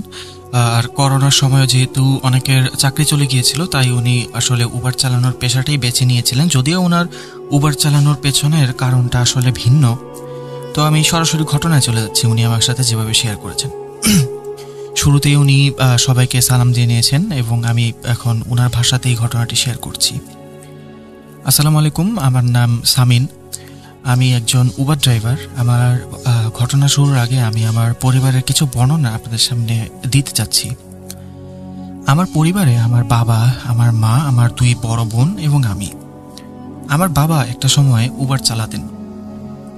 ব্যাপারটা এমন ছিল না যে করোনার যখন সময় ছিল তখন চাকরিচ্যুত হওয়ার কারণে বাবা উবার চালাতেন। বাবা আসলে অনেক আগের থেকেই উবার চালাতেন।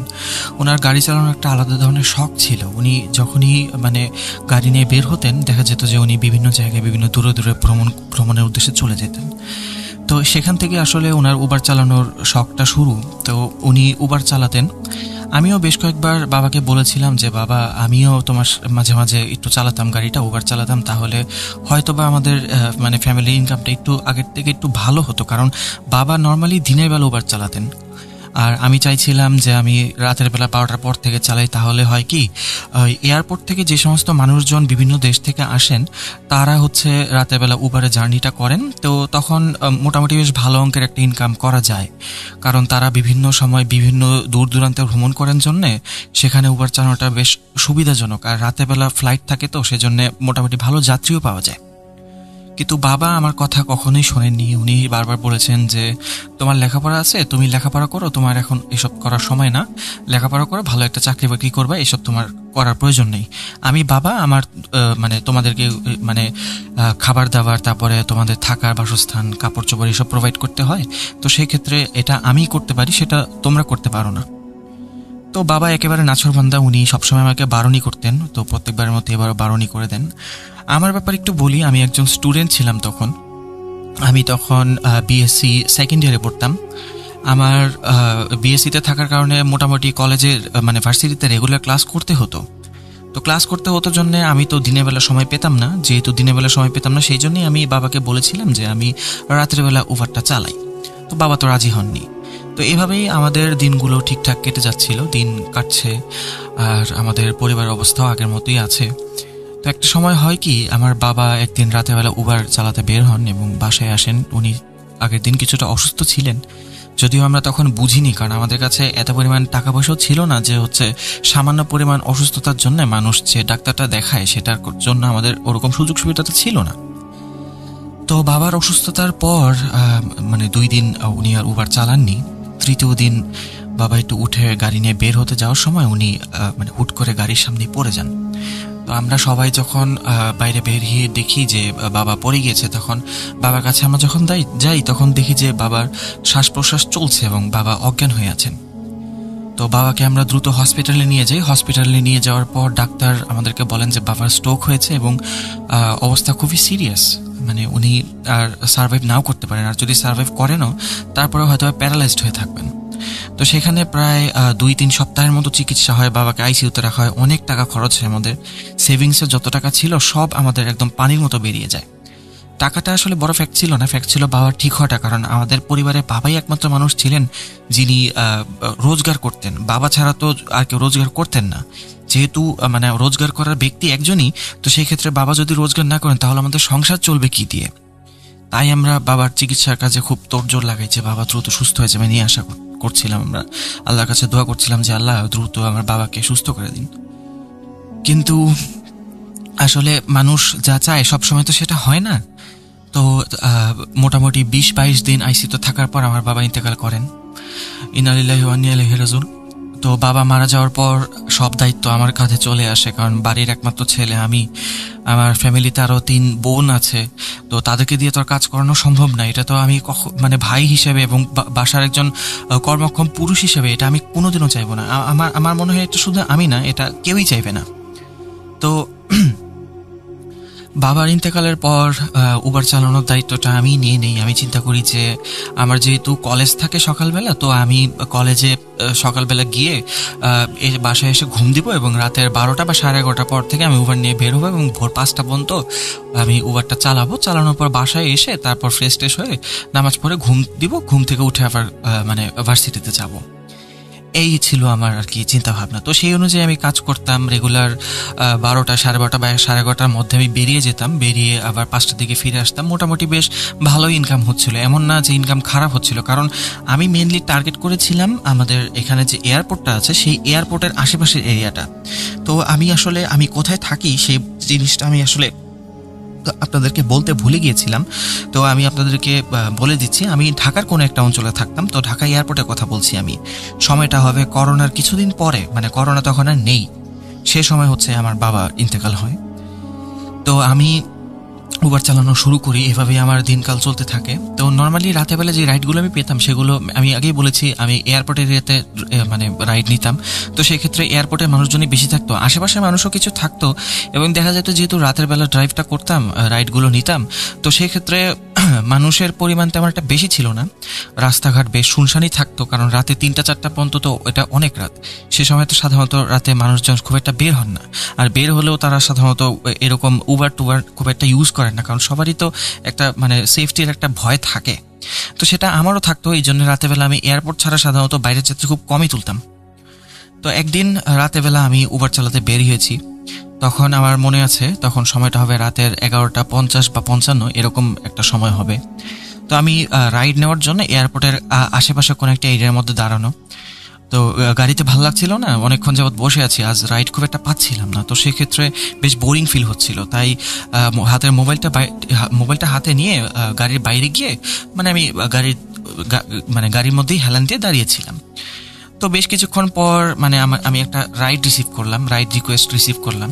তো রাইড রিকোয়েস্টটা পাওয়ার পর আমি দেখলাম যে রাইডটা হচ্ছে মোটামুটি এমন একটা অবস্থায় যে আমি হয়তো বা ওই রাইডটা দিয়ে খুব দ্রুতই আমার বাসায় চলে যেতে পারবো। তো আমি চিন্তা করছিলাম যে ঠিক আছে, তাহলে এই রাইডটা আমি নেই, যেহেতু রিকোয়েস্ট আমার এখানে ঢুকেছে। তো অনেকক্ষণ যাবত রাইডও পাচ্ছিলাম না, তো আমি রাইডটা অ্যাকসেপ্ট করার পর আমি গাড়িতে প্রবেশ করার পর গাড়ি স্টার্ট করি। গাড়িটা স্টার্ট করার পর আমি খেয়াল করি যে আমার মোবাইলের ব্যাটারিটা লো দেখাচ্ছে। তো আমি মোবাইল চার্জ দিতে যাব, এমন সময় আমার ফোনটাই অফ হয়ে গেল অলমোস্ট।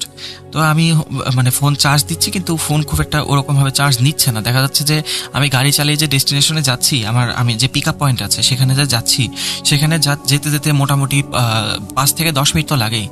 সাধারণত একটা মোবাইল চার্জ করলে সেটা 5 থেকে 10 মিনিটের মধ্যে অন্তত 5 থেকে 6% চার্জ তো উঠবে, যদি সেটা ফাস্ট চার্জ সাপোর্টও না করে। আমারটা তো ফাস্ট চার্জ সাপোর্ট করতো, সেক্ষেত্রে এটা তো মোটামুটি 20 থেকে 30% চার্জ উঠে যাওয়ার কথা ছিল, কিন্তু সেটা উঠেনি। দেখা যাচ্ছিল আমার চার্জ ছিল তখন 2% এবং চার্জটা 3%-এ এসে আটকে আছে, চার্জ উঠছে না। তো আমি ডেস্টিনেশনে যাওয়ার কিছুক্ষণ পর আমার ফোনটা বন্ধই হয়ে যায়। তো আমি ড্যাশবোর্ড থেকে, আমার নতুন একটা চার্জার ছিল, ড্যাশবোর্ডে সবসময় চার্জার থাকতো আমার কয়েকটা করে। তো আমি ড্যাশবোর্ড থেকে চার্জার বের করে আবার চার্জ লাগিয়ে চিন্তা করলাম যে আচ্ছা, যেহেতু ডেস্টিনেশনে এসে গিয়েছি, তো ডেস্টিনেশন আসার পরে যেহেতু ফোন বন্ধ হয়েছে, তাই হচ্ছে ওই প্যাসেঞ্জারের কাছে হয়তো বা নোটিফিকেশন গিয়েছে যে আমি গাড়ি নিয়ে বাইরে দাঁড়ানো। তো আমি দাঁড়িয়ে আছি ফোন চার্জ দিয়ে গাড়ির বাইরে। কিছুক্ষণ পর বোরকা পরা এক মহিলা এলেন। উনি এসে আমার মানে হুট করে পেছনের দরজা খুলে গাড়িতে ঢুকে পড়লেন, আমার সাথে কোনো কথাও বললেন না। আমি গাড়িতে ঢুকে জিজ্ঞেস করলাম যে আপনি কোথায় যাবেন? তখন উনি আমাকে বললেন যে কেন, আমি তো আপনাকে অ্যাপে দেখাচ্ছে না আমি কোথায় যাব, আপনি আমাকে জিজ্ঞেস করছেন কেন এটা? তখন আমি ওনাকে বললাম যে আপা, আমাকে মাফ করবেন, আমার আসলে ফোনটা বন্ধ হয়ে গিয়েছে। যেহেতু ফোনটা বন্ধ, তাই আমি আসলে দেখতে পাচ্ছি না যে আপনি যাবেনটা কোথায়, আসলে আমাকে একটু বলে দিলে ভালো হয়। তখন উনি আমাকে বললেন আচ্ছা ঠিক আছে, তুমি গাড়ি চালাতে থাকো, আমি তোমাকে বলে দিব কোথায় কোন জায়গায় টার্ন নিতে হবে। তো আমি তার কথা মতো গাড়ি চালানো শুরু করলাম। গাড়ি চালাতে কিছু দূর যাওয়ার পর উনি বারবার আমাকে হাতের ইশারে দেখাচ্ছেন যে ওনাকে মানে কোথায় নিয়ে যেতে হবে। এরকমভাবে যেতে যেতে এক সময় মানে উনি আমাকে টার্ন নিতে বলেন, এবং খুব বিরক্তিকর ব্যাপার যেটা সেদিন প্রচণ্ড বৃষ্টি পড়ছিল, এবং আমি কয়েকবার চিন্তা করেছিলাম যে যেহেতু রাইড পাচ্ছি না, তো আমি বাড়িতে চলে যাব কিনা, কারণ বেশ ভালো রকমের বৃষ্টি পড়ছিল। দেখতে দেখতে এমন একটা অবস্থা ছিল যে রাস্তায় পানি উঠতে শুরু করে দিয়েছে, এই টাইপের একটা বৃষ্টি ছিল সেদিন। তো বৃষ্টিতে চলতে চলতে এক সময় দেখা গেল কি পানির লেভেলটা এতটুকু রাইজ হচ্ছে যে আমার গাড়ির চাকাটা অলমোস্ট প্রায় ডুবে যাচ্ছে পানির ভেতরে।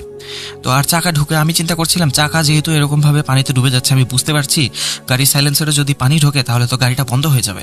বারবার এইটা নিয়ে আমি ভয় পাচ্ছিলাম যে যদি রাস্তায় গাড়ি কখনো বন্ধ হয়ে যায়, সেক্ষেত্রে আমি বা যে প্যাসেঞ্জার আমার সাথে আছেন, আমরা দুজন তো গাড়িতে বসেই বা কীভাবে থাকবো, আর আমি ওনাকে পৌঁছে বা কীভাবে দেবো না ডেস্টিনেশনে। তো কিছুদূর যেতে যেতে মানে বারবার আমি এই টেনশন করছিলাম যে কি হয় না হয়, গাড়ি যদি আবার বন্ধ হয়ে যায়। এরকম টেনশন করতে করতে মহিলা আমাকে একবার কিছু দূর যাওয়ার পর একটা পাশে মানে হাতের বাম পাশে একটা মানে কাঁচা রাস্তার দিকে দেখিয়ে বললেন ওই রাস্তাটা নিতে। উনি আমার সাথে কোনো কথা বলছিলেন না, জাস্ট উনি হাতের ইশারায় বলছিলেন, আর আমি ওই মিরর ভিউতে ওনাকে দেখছিলাম যে উনি আমাকে কি বলছেন। তো আমি বাম পাশের রাস্তায় গেলাম, যাওয়ার পর দেখি যে রাস্তাটা হচ্ছে মাটির রাস্তা এবং বেশ উঁচু নিচু। আমার গাড়ি রীতিমতো সেখানে ধাক্কা খাচ্ছে আর মানে জাম করছে, এরকম মনে হচ্ছে গাড়ির চাকাগুলো খুব দ্রুত ওঠানামা করছে। রাস্তাটা খুব বাজে ছিল। তো কিছু দূর যাচ্ছি, যাওয়ার পর আমি ওনাকে জিজ্ঞাসা করছি যে আপা, এই রাস্তাটা তো ভালো না, এই রাস্তা দিয়ে না আসলে কি হতো না? আমি এই কথা বলে কিছুক্ষণ চুপ করে বসে রইলাম কোনো একটা উত্তরের অপেক্ষায়, কিন্তু উনি আমাকে কোনো উত্তর দিলেন না। আর যেহেতু উনি আমাকে উত্তর দিলেন না, তাই আমি নিজের মতো গাড়ি চালাতে থাকলাম। এবং কিছুক্ষণ যাওয়ার পর, মোটামুটি 5 থেকে 10 মিনিট যাওয়ার পর আমি ওকে জিজ্ঞাসা করলাম, আচ্ছা আপা, এই রাস্তায় আর কতক্ষণ আমাকে গাড়ি চালাতে হবে? তারপর উনি বললেন, তখন উনি কিছু বললেন না, উনি শুধু হাতের ইশারায় জাস্ট আমাকে সামনের দিকে এগোনোর জন্য ইশারা করলেন। আমিও সামনে এগোচ্ছি। তো এগোতে এগোতে কিছু দূর যাওয়ার পর আমি একটা মাজার শরীফের মতো দেখতে পাই। তো উনি মাজার শরীফের কাছে এসে আমাকে আমার পিঠে হাত রাখেন, গাড়ি থামানোর জন্য বলেন। আমি অবাক হয়ে যাই যে উনি মুখে কোনো কথা বলছেন না, কিন্তু উনি হাতের ইশারায় যে গাড়ি থামাতে হবে সেটা আমার পিঠে হাত রেখে বলছেন। কোথায় যাবেন না যাবেন, কোথায় টার্ন নিতে হবে সেটা মুখে না বলে আমাকে উনি হাতের ইশারায় বলছেন। নর্মালি তো ব্যাপারটা এরকম হয় যে আমরা যদি যখন কোনো রিক্সায় উঠি, যদি রিক্সাওয়ালা আমাদের গন্তব্য না চিনে থাকেন, তাহলে আমরা ওনাদেরকে বলে দিই যে আপনি হাতের ডান দিকে যান, এখন বাঁয়ে যান, এখন সোজা যান, এটা ওনাদেরকে আমরা বলে দিই। কিন্তু ওই মহিলা আমাকে এইসব কিছুই বলছিলেন না, উনি শুধু হাতের ইশারায় আমাকে দেখিয়ে দিচ্ছিলেন যে এদিকে যেতে হবে। আমি ভাবছিলাম হয়তো উনি কথা বলতে খুব একটা পছন্দ করেন না। তো সেক্ষেত্রে উনি যেভাবে আমাকে ইশারা করছিলেন সেভাবেই চালাচ্ছিলাম। তো ওই মাজারের সামনে গিয়ে থামলাম। থামার পর আমি ওনাকে বললাম যে ঠিক আছে, তাহলে এখন আমার ভাড়াটা আমাকে মিটিয়ে দিন, আমি এখন চলে যাই। তখন উনি তখন আরেকবার বললেন, ওই আমি গাড়ি ওঠার পর যখন ওনাকে জিজ্ঞাসা করেছিলাম যে আপনি কোথায় যাবেন, তারপর উনি ফার্স্ট টাইম আমার সাথে তখন কথা বললেন। তো কথা বলার পর উনি আমাকে বললেন যে তুমি এখানে দাঁড়াও, আমি কিছুক্ষণ পর আবার ফিরে আসছি, তখন এই গাড়ি দিয়ে আমি আবার আমার বাসায় চলে যাব, যেখান থেকে আমাকে পিক আপ করেছো সেখানেই আমাকে নামিয়ে দিয়ে আসবে। তো আমি উনার কথা মতো সেখানে দাঁড়ালাম। চিন্তা করলাম হ্যাঁ ঠিক আছে, অসুবিধা নেই, সেখানে যাওয়ার উনার যেখানে গন্তব্য সেখান থেকে আমার বাসা খুব কাছে, তাহলে এখান থেকে যদি যাই তাহলে আমি এক্সট্রা একটা ইনকামও করতে পারছি। কারণ আমার এক্সট্রা টাকার বেশ দরকার ছিল, আমার কাছে সেভিংস কিছু ছিল, কিন্তু এটা মাসের শুরু ছিল। আমার আজও মনে আছে তারিখটা ছিল 2 তারিখ, আর 5 তারিখের মধ্যে আমার বাসা ভাড়া, বিদ্যুৎ বিল, গ্যাস বিল, ইউটিলিটিস বিল যা কিছু আছে সব কিছু দিতে হয়। বোনেরা লেখাপড়া করছে, তাদের টিচারের খরচ দিতে হয়, সব কিছু দিতে হয়। আমি তো সারা মাস গাড়ি চালিয়ে কিছু টাকা সেভ করে রাখতাম এই সমস্ত খরচাদির জন্য, বাসার খরচের জন্য। তারপরও কিছু টাকা আমার কাছে কম পড়ছিল, তাই আমি চিন্তা করছিলাম যে আজ কিছুক্ষণ বেশি সময় গাড়ি চালাই। তো গাড়ি চালানোর পর তাহলে হয়তো বা কিছু বেশি টাকা যদি ইনকাম হয় তাহলে হাতেও কিছু টাকা থাকলো, এই চিন্তা করে মেনলি আসলে আমি বেরিয়েছিলাম। কিন্তু আসলে আমার যতটুকু মনে হয় আমার কপালটাই খারাপ ছিল, না হলে তো এরকম বৃষ্টি হতো না, আর যাত্রীও বৃষ্টির জন্য এত কম পেতাম না। তো আমি এইসব ভেবেই ওখানে অপেক্ষা করার জন্য রাজি হয়ে যাই। চিন্তা করি যে ঠিক আছে, যেহেতু এক্সট্রা কিছু ইনকাম হচ্ছে তাহলে করি না। তো আমি সেখানে দাঁড়ালাম। দাঁড়ানো কিছুক্ষণ পর দেখি যে মোটামুটি 10 মিনিট পার হয়ে গেছে, উনি আসছেন না। তো উনি যেহেতু আসছেন না, তো আমি আরে কিছুক্ষণ অপেক্ষা করি। মোটামুটি 20 মিনিট যখন হয়ে যায় তখন আমি চিন্তা করি না, উনি তো অনেক বেশি লেট করছেন। তো আমি ফোনটা হাতে নিয়ে অন করে ওনাকে একটা ফোন দেওয়ার কথা চিন্তা করি, কিন্তু ফোন যেই হাতে নিলাম কিছুটা দূর থেকে আমি ওনাকে আবার আসতে দেখলাম। তো তখন আমি আর ফোনটা অন করলাম। আমি চিন্তা করলাম ঠিক আছে, চার্জিং যেহেতু দেখছি মোটামুটি 30% চার্জ হয়েছে, যদিও এটা খুবই একটা আনএক্সপেক্টেড ব্যাপার যে আমার ফোন এত স্লো চার্জ হচ্ছে, এটা সচরাচর কখনো হয় না। তো আমি চিন্তা করলাম আচ্ছা ঠিক আছে, ফুল চার্জ হোক, আর বৃষ্টি বাদলের দিনে তো কারেন্ট চলে যায়, যদি বাসায় গিয়ে কারেন্ট না থাকে তাহলে তো পরের দিন বিপদে পড়ে যাব। এই জন্য গাড়িটাই ফোনটা চার্জ দিয়ে রেখেছিলাম আর অন করিনি। তো উনি গাড়িতে এসে উঠলেন। ওঠার পর আমরা রওনা দিলাম। রওনা দিয়ে কাঁচা রাস্তা পেরিয়ে আবার যখন মেইন রোডে উঠলাম তখন দেখলাম যে এখন মেইন রোডে আরও বেশি পরিমাণ পানি। কিছুক্ষণ গাড়ি চালালে হয়তো বা আমার গাড়ির সাইলেন্সারে পানি ঢুকে যাবে এবং আমার গাড়িটা বন্ধও হয়ে যেতে পারে।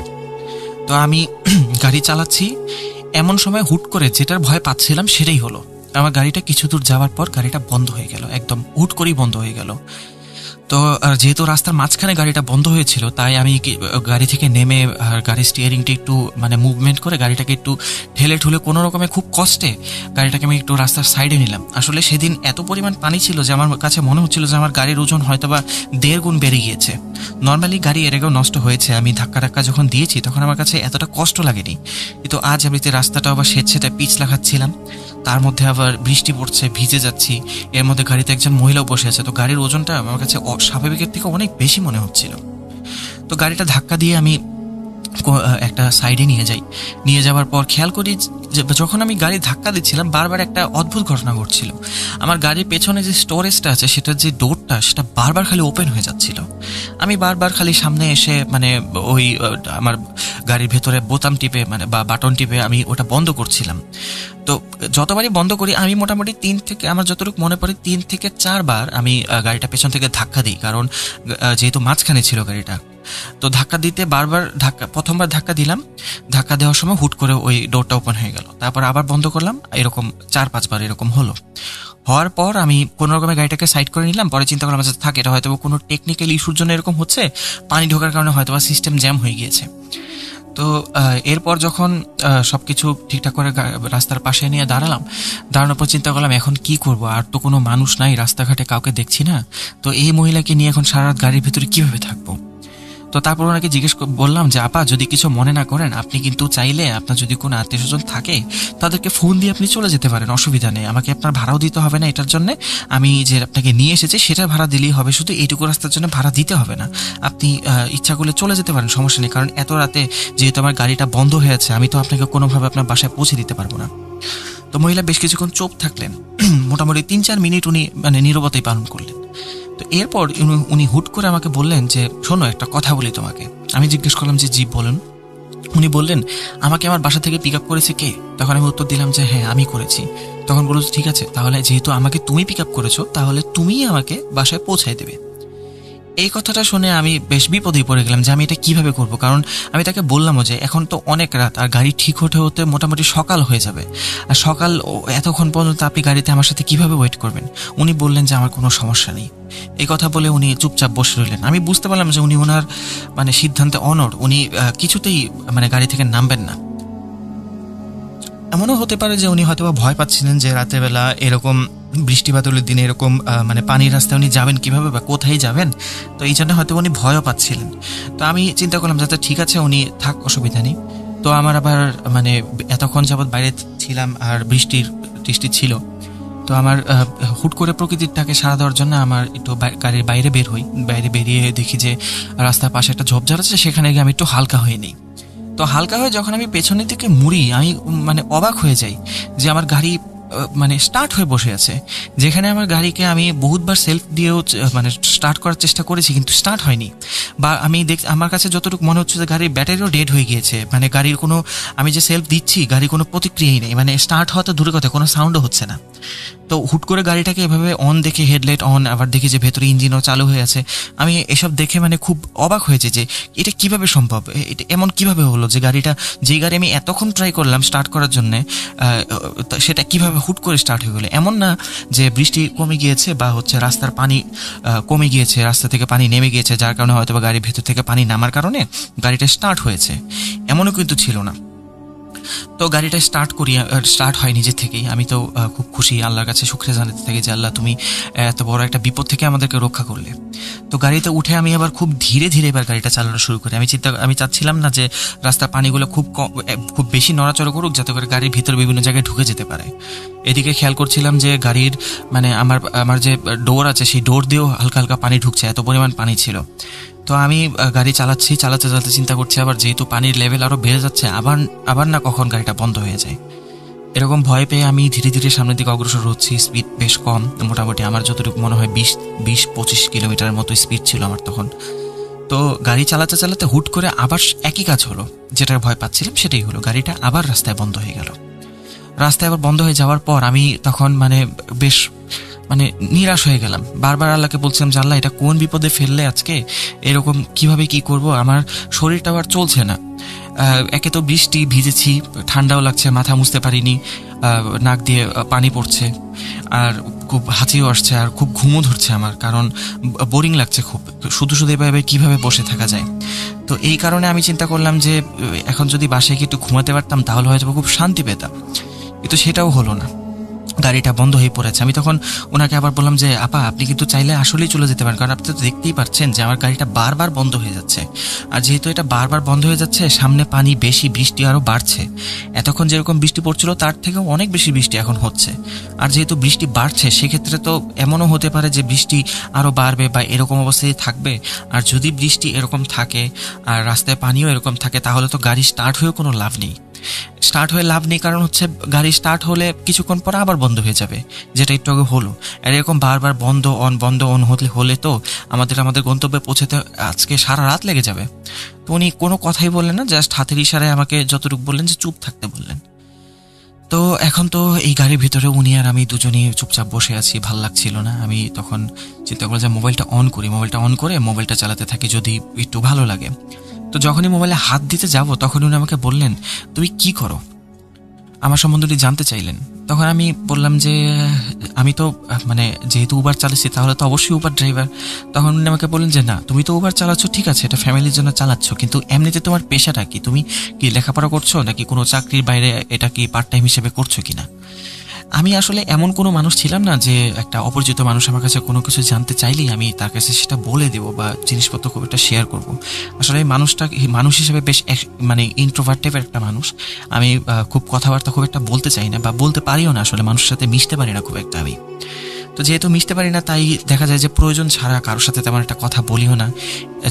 যতগুলো প্যাসেঞ্জার আমি আমার এখানে রাইড শেয়ারিং জন্য উঠাই, তাদেরকে আমি জাস্ট ডেস্টিনেশনটা কখনো যদি প্রয়োজন পড়ে তাহলে জিজ্ঞাসা করি, আর প্রয়োজন না পড়লে অ্যাপে যদি দেখাতে থাকে, অ্যাপে তো নর্মালি দেখায়, যদি কোনো কারণে জিজ্ঞেস করতে হয় সেক্ষেত্রে জিজ্ঞেস করে নিই। কারণ অনেক সময় অনেকে করতো কি ডেস্টিনেশনটা মিডওয়েতে চেঞ্জ করে দিত, তখন রিজন জিজ্ঞেস করতে হতো।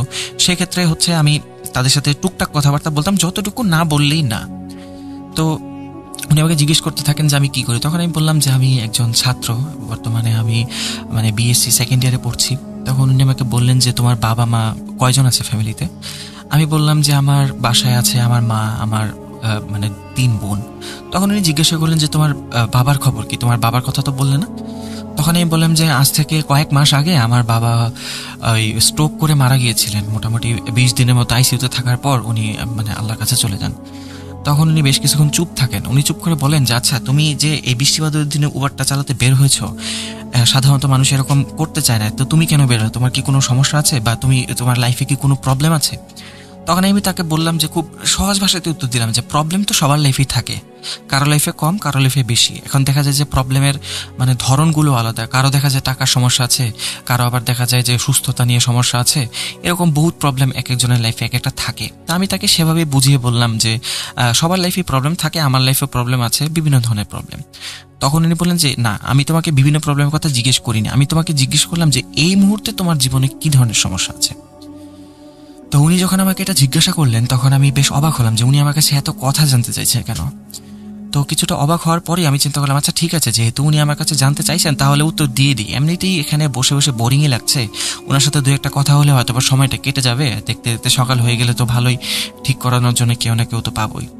তার সাথে কথা বলতে বলতে এক সময় খেয়াল করি যে আমার পেছন থেকে মানে একটা হেডলাইটের আলো এসে পড়ছে। আমি খুব আগ্রহ নিয়ে পিছের দিকে তাকে চিন্তা করি যদি কেউ আসে তাহলে তো তার কাছ থেকে সাহায্য নিতে পারবো, আর সাহায্য নিতে পারলে তো দেখা যাবে যদি গাড়িটা স্টার্ট করতে পারে তাহলে কিছু দূর তো যেতে পারবো।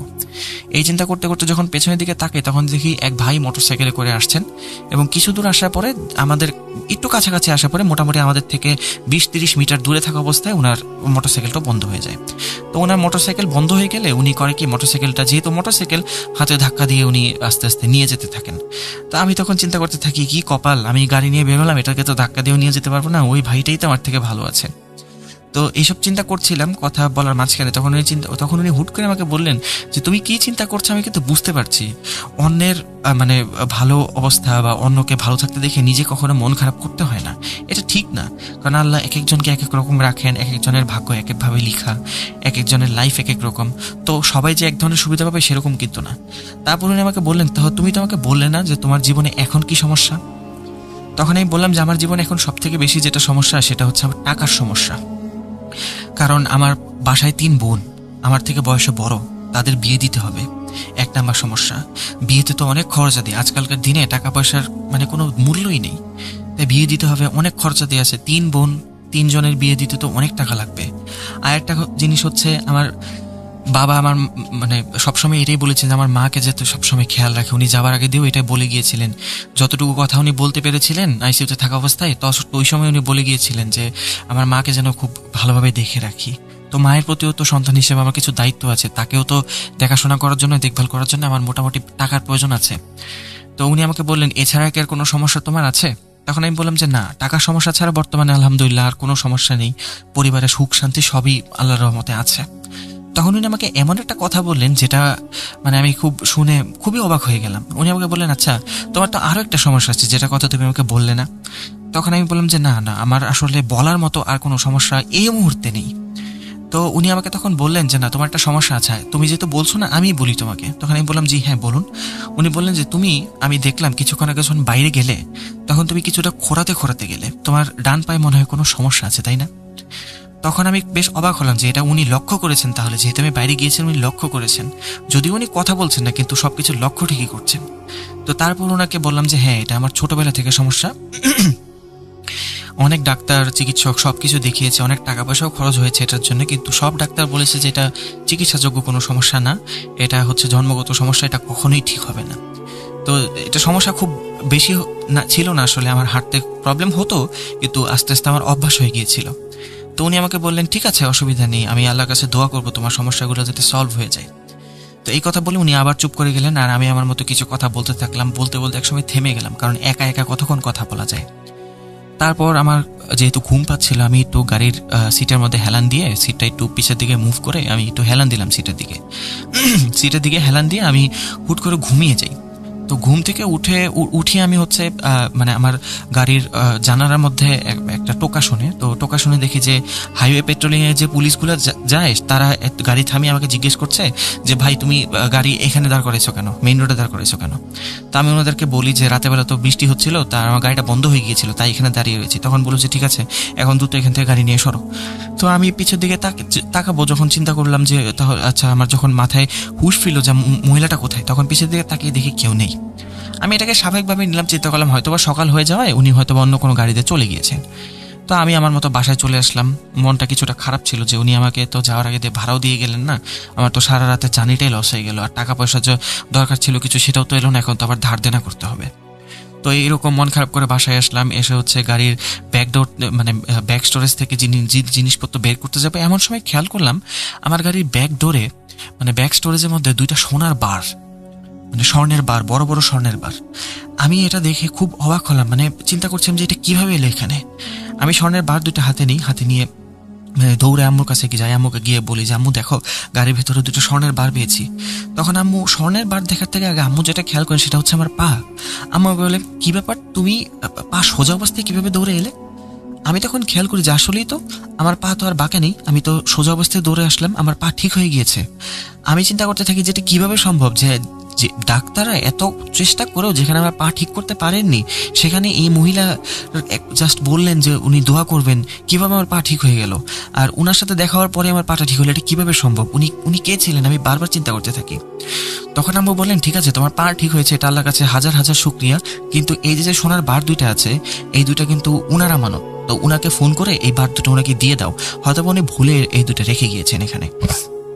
তো আমি মানে ডেস্ক থেকে মোবাইল নিতে ভুলে গিয়েছিলাম, তো মোবাইল নিয়ে আসার পরে মোবাইলটা অন করার পরে আমি যে রাইডটা নিয়েছিলাম সেই নাম্বারে ফোন দেওয়ার পরে এক মহিলা ফোন রিসিভ করেন।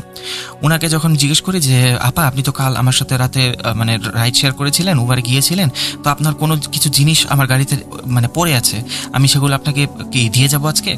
উনি আমাকে বললেন মানে কি পড়ে আছে তোমার গাড়িতে? তখন আমি বললাম যে কি পড়ে আছে সেটা আমি আপনাকে বাসায় এসে দিই। পরে তখন উনি আমাকে বলছেন যে তুমি কি ধরনের উল্টাপাল্টা কথা বলছো, গতকালকে তো তোমাকে রাইডের জন্য আমি কল করেছিলাম, তারপর হচ্ছে ওই রাইড শেয়ারিং অ্যাপের মধ্যে যখন আমি রিকোয়েস্ট দিলাম তুমি রিকোয়েস্ট অ্যাকসেপ্ট করার পর যখন আমি বাইরে এলাম তখন দেখলাম যে তুমি গাড়ি স্টার্ট করে সামনের দিকে চলে গেলে, পিছন দিকে তো ফিরেও তাকালে না, তোমার জন্য আমার ফ্লাইট মিস হয়েছে, আমার অনেক সমস্যা হয়েছে, এগুলো বলে উনি মানে মোটামুটি রাগারাগি করে আমার সাথে ফোন কেটে দিলেন। তো ফোন কেটে দেওয়ার পর আমি চিন্তা করতে থাকি ওই মহিলা যদি আমার সাথে রাইড শেয়ারিং না করেন তাহলে মানে আমার সাথে এটা কে ছিল? এই ভাবনাটা আমি সারা দিন ভেবেছি কিন্তু কোনো আনসার পাইনি। তারপরও আম্মু আমাকে যেটা বললেন যে সেটা হচ্ছে মানে আল্লাহ হয়তো বা কাউকে উসিলা করে আমাদেরকে সাহায্য করেছেন, এই জন্য আল্লাহর কাছে অনেক অনেক শুকরিয়া। সেই সোনার বার দুটো বিক্রি করে আমি একটা ব্যবসা শুরু করেছিলাম, আলহামদুলিল্লাহ বর্তমানে আমার ব্যবসা খুব ভালো চলছে। আমার 3 বোনের বিয়ে দিয়ে দিয়েছি, এরপর হচ্ছে নিজের বাড়িও কিনেছি, আল্লাহর রহমতে এখন অনেক ভালো আছি। এখনও মাঝে মাঝে মানে যখন ওই মহিলার কথা মনে হয়, আমি জানি না উনি মানুষ ছিলেন না আল্লাহর সৃষ্টি অন্য কোনো জীব ছিলেন, হয়তো বা জিন ছিলেন, তো আমি মন থেকে এখন পর্যন্ত ওনার জন্য সবসময় দোয়া করি, আল্লাহর কাছে সবসময় বলি যে উনি যেখানেই থাকুক ভালো থাকুক, উনি আমাদের অনেক বড় উপকার করেছেন, আল্লাহ তোমার উসিলা হয়ে সবসময় দোয়া করি ওনার জন্য যে উনি যেখানেই থাক ভালো থাক। তো এই ছিল আমার ঘটনা, আমার জীবনের সাথে ঘটে যাওয়া একটি ঘটনা। তো ভালো থাকবেন সবাই, আসসালামু আলাইকুম। তো সামিন ভাইয়ের ঘটনা এই পর্যন্তই ছিল। উনি এভাবেই ওনার ঘটনাটি শেষ করেছেন। আশা করি আপনাদের কাছে ঘটনাটি ভালো লেগেছে। তো ফিরে আসবো নতুন কোনো এপিসোডে নতুন কোনো ঘটনা নিয়ে। ততদিন পর্যন্ত আপনারা সবাই ভালো থাকবেন এবং সুস্থ থাকবেন। মোস্ট ইম্পর্টেন্টলি ভূত.com এর সাথে থাকবেন।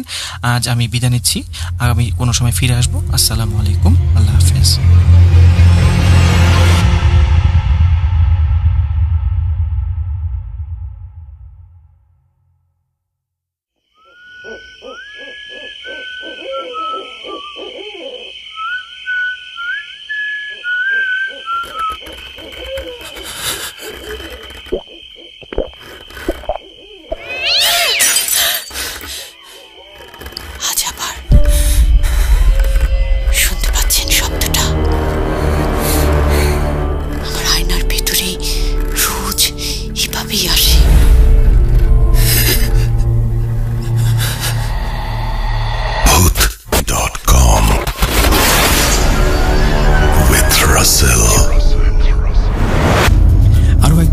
সবাইকে স্বাগত জানাচ্ছি আমি রাসেল। আশা করছি আপনারা সবাই ভালো আছেন এবং ভালোর দলে আছেন। আমিও ভালো আছি আর ভালোর দলে আছি। আমরা এখন কোনো কথা না বাড়িয়ে চলে যাব দ্বিতীয় অডিও ক্লিপে।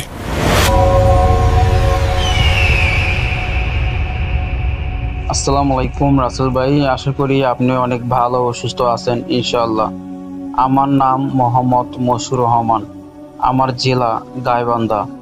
আজ যে ঘটনাটি শেয়ার করব সেটি ঘটেছিল গাইবান্ধা জেলার বেতকাবা ইউনিয়নের যে কোনো একটি গ্রামে। ঘটনাটি ঘটেছিল আমার এক মামার সাথে। আমার মামার নাম শাহ আলম। ঘটনাটি ঘটেছিল 2010 সালে। তার সাথে যেভাবে ঘটেছিল আমি সেইভাবে বলার চেষ্টাই করব, কেননা তার মুখ থেকেই আমি ঘটনাটি সংগ্রহ করেছি ও শুনেছি। বেশি কথা না বলি ঘটনাটি শুরু করা যাক ইনশাআল্লাহ। আমার মামা আর আমার এক মামা চাচাতো ভাই, তারা দুজন যখন মাদ্রাসায় ভর্তি হয় তার কিছুদিন পরে তারা নিয়ত করে যে বাড়ি যাবে। এখন হুজুর বলতেছে যে বাড়ি যাওয়া যাবে না, এখন মানে সারাদিন আর কি মাদ্রাসার ভিতরে আটকে রাখে, তাদেরকে ছাড়ে না। তখন তারা নিয়ত করে যে আমরা পিসাব করার কথা বলে রাতে 2টার পরে বাইরে বাড়াবো, এই সুযোগে আমরা পালাই যাব মাদ্রাসার থেকে। যেরকম কথা সেরকম কাজ। ঠিক রাত 2টার পরে তারা মাদ্রাসা থেকে বের হয়ে যায়। আর যেই দিক দিয়ে বের হয়ে যে আসবে এরপর রাস্তাটার একটু বর্ণনা দিয়ে দেয় আপনাদেরকে। এই দুই পাশে আছে হলো বট গাছ, বড় বড় বট গাছ ও একটা কালী মন্দিরও আছে ওই জায়গায়, আর হলো কিছু বাড়ি ঘর আছে। 2010 সালের ঘটনাটা 2010 সালে আরো ভয়ানক ছিল ওই জায়গাটা। এখন একটু আপডেট হয়েছে, যাক এত কথা না বলি। পরে তারা মাদ্রাসা থেকে বাড়ায়। যখন মাদ্রাসা থেকে কিছুটা পথ আসে, যখন কালী মন্দির পার হয়ে ধান ক্ষেতের পাশাপাশি আসে, মানে রাস্তার সাথে ধান ক্ষেতের মাটির রাস্তা ছিল, তখন থেকে তারা যে তাদের সামনে একটি লাশ শুয়ে রয়েছে, সাদা কাপড় পরেন না, লাশ শুয়ে রয়েছে রাস্তার মাঝামাঝি, একদম মাঝখান দিয়ে শুয়ে রয়েছে। তখন তারা ভাবলো কিলো ওটা কি শুয়ে রয়েছে, তারা দেখে যে লাশ শুয়ে রয়েছে। পরে তারা ডরায় যায়। ডরায় যাওয়ার পরে আবার তারা যেহেতু মাদ্রাসায় বেশ কিছুদিন পড়ছিল আর কি, তাদের ভিতরে সাহস আসে ও তারা সূরা পড়তে থাকে। পরে আবার চিন্তা করে মাদ্রাসায় এখন যাওয়া যাবে না, যেহেতু আমি বাড়ি হয়ে আইছি, আজকে যাবোই আজকে বাড়ি। পরে আপনার যে রাস্তার যে সাইড থাকে সেই সাইড দিয়ে তারা কেটে যায়, মানে যে লাশটা শুয়ে রয়েছে লাশটার উপর দেওয়া যায় না, সাইড দিয়ে কেটে যায়, একটু নিচে নামিয়ে সাইড দিয়ে যায়। এরকম করে আবার কিছুটা পথ যায়। তারপরে আপনার এই যাদেরকে আমার সামনে হলো বিশাল বড় এক সাপ শুয়ে রয়েছে, পুরো রাস্তার মাঝামাঝি আবার ওইরকম শুয়ে রয়েছে একটা সাপ। পরে আবার সেম ওইভাবেই তারা কেটে যায়, মানে পার হয়ে যায়। তারপরে বেশ কিছুটা পথ হাঁটার পরে তাদের সাথে অদ্ভুত টাইপের কিছু ঘটনা ঘটে, ভয়ানক ঘটনা ঘটে। কেউ দেখে যে সাইডে দাঁড়া রয়েছে, কালো ছায়ার মতো দাঁড়িয়ে রয়েছে, আবার সাপ দেখা যাইতেছে। আবার তাদের মনে হতেছিল কি যে পেছন সাইড দিয়ে কেউ পেছনে কেউ আইতেছে, এরকম কিছু ঘটনা ঘটে। যেহেতু তারা দুজন ছিল, সাহস পেয়েছে, আবার মাদ্রাসার ছাত্র ছিল। পরে যখন বাড়ির আশেপাশে আসে তখন ভাবে যে রাতে তো অনেক হয়ে গেছে, এখন বাদ গেলে যদি ডাকাডাকি করি তাহলে বুঝবে যে আমরা এখন পলাই আইছি, তাহলে আবার মার দেবে আমাদেরকে। তখন তারা কি করে চিন্তা করে যে যেমন আমাদের ওখানে বিশাল বড় ধান ক্ষেতের ধান যে গাড়ে পানি দেয়, সেচ দিয়ে পানি দেয়, সে একটা ঘর আছে। চিন্তা করে যে আজকে ওই ঘরে কাটাবো, আজকে সারা রাত আজকে ওই ঘরে থাকবো, সকালে উঠে বাড়ি যাবো, বলবো যে মাদ্রাসা থেকে ছুটি দিয়ে দিছে। তখন তারা ওই ঘরে যায়, মানে একদম ধান ক্ষেতের মাঝখানে, একদম অনেক ভিতরে আর কি, ধান ক্ষেতের মাঝখানে। পরে সেখানে তারা যায়, যার পরে যখন ওই জায়গায় আপনার ওই যেহেতু ধান ক্ষেতের যে সেলো যে মেশিন থাকে, ও ঘরে কেউ থাকে না। যখন একটু ধান বড় হয়ে যায় তখন কেউ থাকে না, ঘরটা পড়ে থাকে। তখন তারা সেখানে ঘুমায়। ঘুমানোর কিছুক্ষণ পরে টকটক টকটক আওয়াজ আছে দুয়ারে। যখন আবার দুয়ারটা খোলে, দেখে কিছুই নেই। আবার যখন শুয়ে পড়ে, আবার টকটক টকটক করে আওয়াজ হয়। আবার যখন আপনার খোলে, দেখে কিছুই নেই। আবার কিছুটা পরে আবার যখন ঘুমায় যেতে রয়েছে, আবার সেম একই ঘটনা, যে টকটক টকটক করে আওয়াজ হয়। পরে আবার যখন খোলে, দেখে একটা সাদা এই কালা বিলেই দাঁড়িয়ে রয়েছে। তখন তিনি কি করে, আগের ঠেলায় ডাইন বাঁধে একটা লাথি মারা যায়। যখন ডান বাঁধে লাথি মারে, তখন ছিল একটা বিলেই। পরে যখন লাথি মারার পর দেখে কি সেখানে দুটো বিলেই হয়ে গেছে। তখন তিনি চিন্তা করে নিশ্চয়ই এটা কোনো শয়তান। তখন তিনি আবার বাম বাঁধে লাথি মারা শুরু করে, দেখে একটা কমে গেছে। মানে এইরকম হাতের সাথে সারা রাত অদ্ভুত টাইপের কিছু ঘটনা ঘটে। যেমন তাদেরকে অনেক দৌড়ায়, মানে পরে তারা দৌড়ে থেকে যখন দৌড়ে বাই হয়ে আসে, তাদের পিছনে পিছনে শিয়ালের মতো ও বিলাই দৌড়ায়, মানে অদ্ভুত টাইপের কিছু ঘটনা ঘটে। তারপরও তারা কি বাড়ি আর আসে না, আবার অন্য জায়গায় যায় বসে থাকে। এইভাবে মানে তারা সারা রাত কাটায়, ওখানে ওখানে দৌড়ে দৌড়ে সারা রাত কাটায়, তাও বাড়ি আসে না। যে মারে বাদ গেলে যদি নানা জেলে মারে, এই কারণে আসে নাই। পরে এইভাবে তারা সকালবেলায় ওই আবার কখন যেন ওই তারা এই সকালের আগ দিয়ে, ফজরের আগ দিয়ে আবার ওই মেশিন ঘরে যায়, গিয়ে ওখানে যে শুয়ে পড়ে। সারা মূল্যে মানে আমাদের গ্রামে আসলে সারা মূল্যে ঘুরে নেয় আর কি, ঘুরে ফিরে আসে ওখানে আর কি, আবার ঘুমায়। যখন ফজরের আজান দেয় তখন তারা ঘুমায় যায় ওখানে আর কি, ফজরের আগের থেকে যায় ওই জায়গায়, যা ঘুমায়। আবার পরে যখন সকালে অনেকেই যেত ধান ক্ষেত দেখতে যায়, যা দেখে যে ওখানে গঙ্গানের আওয়াজ, যে তাকে গঙ্গানের আওয়াজ পরে যখন আশেপাশ থেকে মানুষ ডাক দেয় ও যায়, যে দেখে তাদের শরীরে অতিরিক্ত জ্বরের কারণে তারা এরকম গঙ্গাইতেছিল, মানে শব্দ করতেছিল। পর তাদেরকে বাড়ি আনা হয়, আনার পরে ঝাড়ফুঁক করা হয় ও তাদের মুখ থেকে শোনানো হয় যে কি হয়েছিল। তারা সবকিছু আর কি বলে, এইভাবে হয়েছিল আমাদের সাথে। এটাই ছিল আমার ঘটনা আর আমার মুখ থেকে শোনানো। জানি না আপনাদের কিরকম লাগবে, যদি ভালো লাগে তাহলে ইনশাল্লাহ আসল ভাই আপনার শেয়ার করবেন ইনশাল্লাহ। আর এটা একটি সত্য ঘটনা।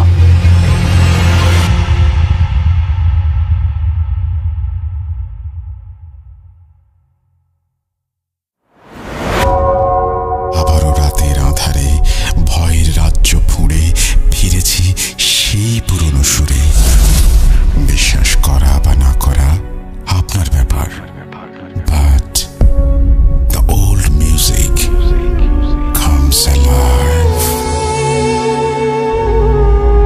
Voot.com. The fear returns with Russell. Welcome back, শুনছেন ভূত.com। আমি রাসেল আছি সাথে। আর কথা না বাড়িয়ে আমরা এখন তৃতীয় অডিও ক্লিপে যাব। যারা এখনো পর্যন্ত আমাদের চ্যানেলটি সাবস্ক্রাইব করেননি তারা অবশ্যই সাবস্ক্রাইব করুন এবং সেই সাথে বেল আইকনটি ক্লিক করতে ভুলবেন না। চলুন ঘটনায় যাওয়া যাক।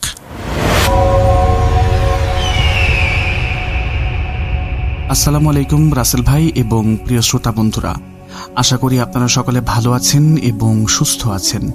আমি মোহাম্মদ সাবিত আলম বলছি ময়মনসিংহ বিভাগ থেকে। আমি আজকে আপনাদের সামনে হাজির হয়েছি নতুন একটি ঘটনা নিয়ে, যে ঘটনাটি আমি কালেক্ট করেছি আমার ভার্সিটির একটা জুনিয়রের কাছ থেকে। ওর নাম হচ্ছে শাহরিয়ার। তো শাহরিয়ার আমাকে ঘটনাটি যেভাবে বলেছে আমি সেইভাবে নিজের ভাষায় আপনাদের সামনে উপস্থাপন করছি। তো চলুন ঘটনায় যাওয়া যাক। শাহরিয়ার আমাকে বলে যে ময়মনসিংহে তারা 3 জন কাজিন ছিল একসাথেই, ফ্যামিলি নিয়ে। একজনের বাসা ছিল চরপাড়া এলাকাতে, একজনের বাসা ছিল নয়াপাড়া এলাকাতে এবং শাহরিয়ারদের বাসা ছিল বড়বাজার এলাকাতে ময়মনসিংহের। তো 3 কাজিনের মধ্যে ছোটবেলা থেকে একটা রুটিন ছিল, সেটা হচ্ছে প্রতি সপ্তাহের শেষ বৃহস্পতিবার তারা বাকি একজন কাজিনের বাসায় 2 জন কাজিন গিয়ে স্টে করত। কোনো একদিন হচ্ছে শাহরিয়ার বাসায় তার 2 জন কাজিন আসতো, কোনো বৃহস্পতিবার শাহরিয়ার আর তার আরেক কাজিনের বাসায় যেত। এরকম ভাবেই চলতে থাকতো। তো এরকম টাইমে শাহরিয়ার এর যে মানে কাজিন আছে একজন, যে হচ্ছে চরপাড়া থাকে, ও হঠাৎ করে প্লে স্টেশন কিনে ফেলে। তো প্লে স্টেশন কেনার পরে তাদের বাসায় হচ্ছে যাতায়াতটা বেড়েই যায়। মোটামুটি প্রতি সপ্তাহে এখন ওরা সেই চরপাড়ার কাজিনের বাসাতেই থাকতো। তো রাত্রেবেলা খেলতো, কিন্তু প্রতি সপ্তাহে তো আর তাদের বাসায় থাকা যায় না। এই কারণে মাঝে মাঝে গ্যাপ দিয়ে হচ্ছে অন্যান্য কাজিনের বাসায়ও থাকা হতো।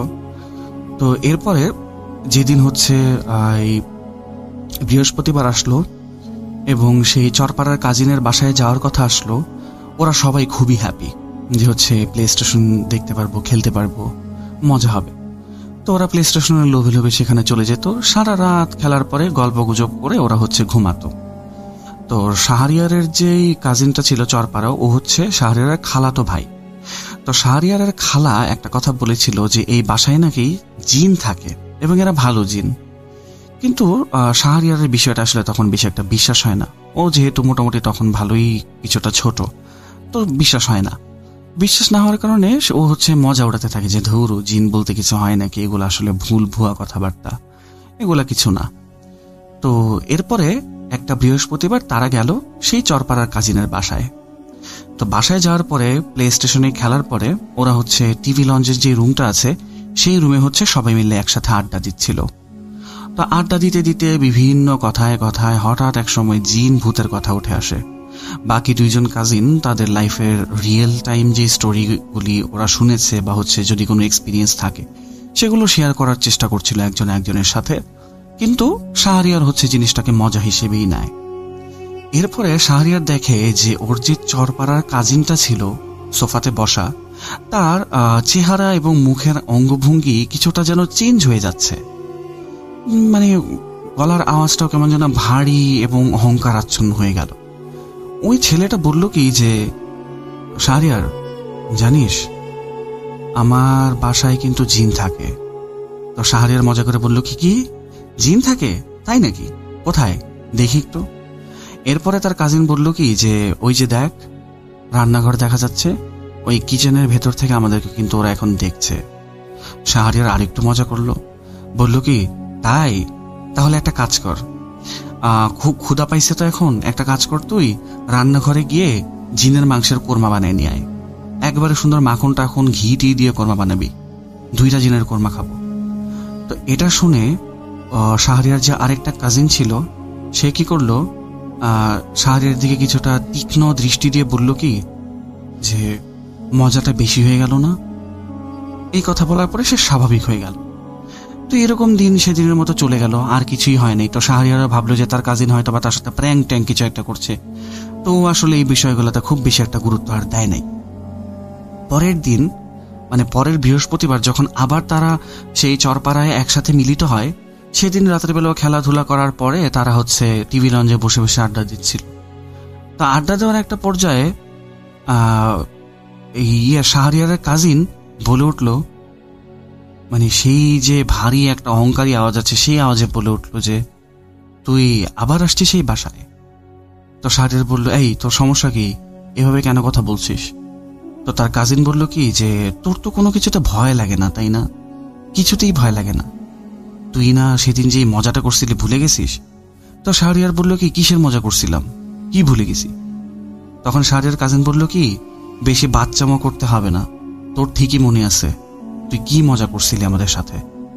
তো আমাদের সাথে কথাটা যখন বললো তখন শাহরিয়ার কিছুটা মানে হতভম্বার ভয়ই পেয়ে গেল। সে বলতে লাগলো কি আমাদের মানে কি, এই তোর সমস্যা কি? তখন শাহরিয়ার কাজিন শাহরিয়ারকে বলল কি যে তুই তো বিশ্বাস করিস না আমাদেরকে তাই না? শাহরিয়ার বলল কি না বিশ্বাস করি না, তুমি যদি থাকো তাহলে আমাদেরকে দেখাও যে তুমি আসো, বিশ্বাস করাও আমাকে। তো এরপরে শাহরিয়ারের সেই কাজিন কি করলো, রান্নাঘর বা কিচেনের দিকে আঙ্গুলটা সুন্দর করে বাড়িয়ে দিল, আর কিচেন থেকে কিরকম কুকুরের গর্জন করার আওয়াজ ভেসে আসতে থাকলো। তো বাকি 2 জন কাজিন যারা ছিল তারা তো কিছুটা ভয়ই পেয়ে গেল। ভয় পেয়ে যাওয়ার পরে ওরা ওই শাহরিয়ার কি করলো, তার কাজিনকে বললো কি এই সমস্ত ফাইজলিম এখন বন্ধ কর, প্র্যাঙ্ক আর ভালো লাগতেছে না, তো রাতেবেলা চলো ঘুমাবো। শাহরিয়ারের সেই কাজিন তখন আবারও সেই উদ্ধত্তপূর্ণ কণ্ঠে বলল কি, কেন তুই না ভয় পাস না, তাহলে এখন কেন ভয় পাচ্ছিস? আমাদের কেন দেখবি তুই? ভয় পাস কি কারণে? তো এই কথার পরে শাহরিয়ার কি করলো, তার কাজিনের গালে ঠাস করে একটা থাপ্পড় দিল।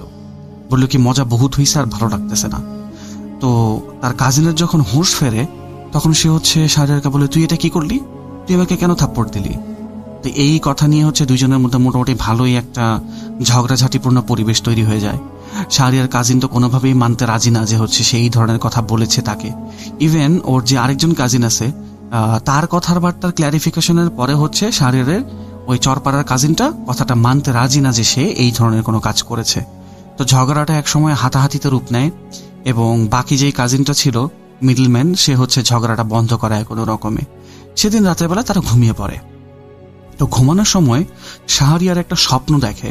স্বপ্নটা এমন ছিল যে তারা তিনজন মিলে সেই টিভি লঞ্চের রুমে আড্ডা দিচ্ছে এবং আড্ডা দেওয়ার সময়টা ছিল ঠিক একটু আগে যেরকম ভাবে তারা আড্ডা দিয়েছিল ঠিক একই রকম ভাবে তারা আড্ডা দিচ্ছিল।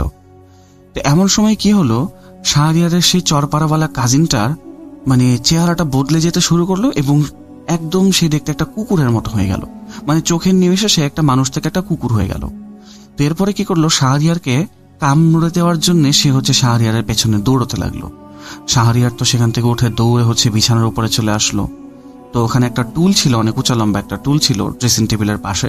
ওই টুলে গিয়ে শাহরিয়ার দাঁড়িয়ে গেল, কিন্তু কুকুরটা তার পায়ে কামড় দিতে সক্ষম হয়।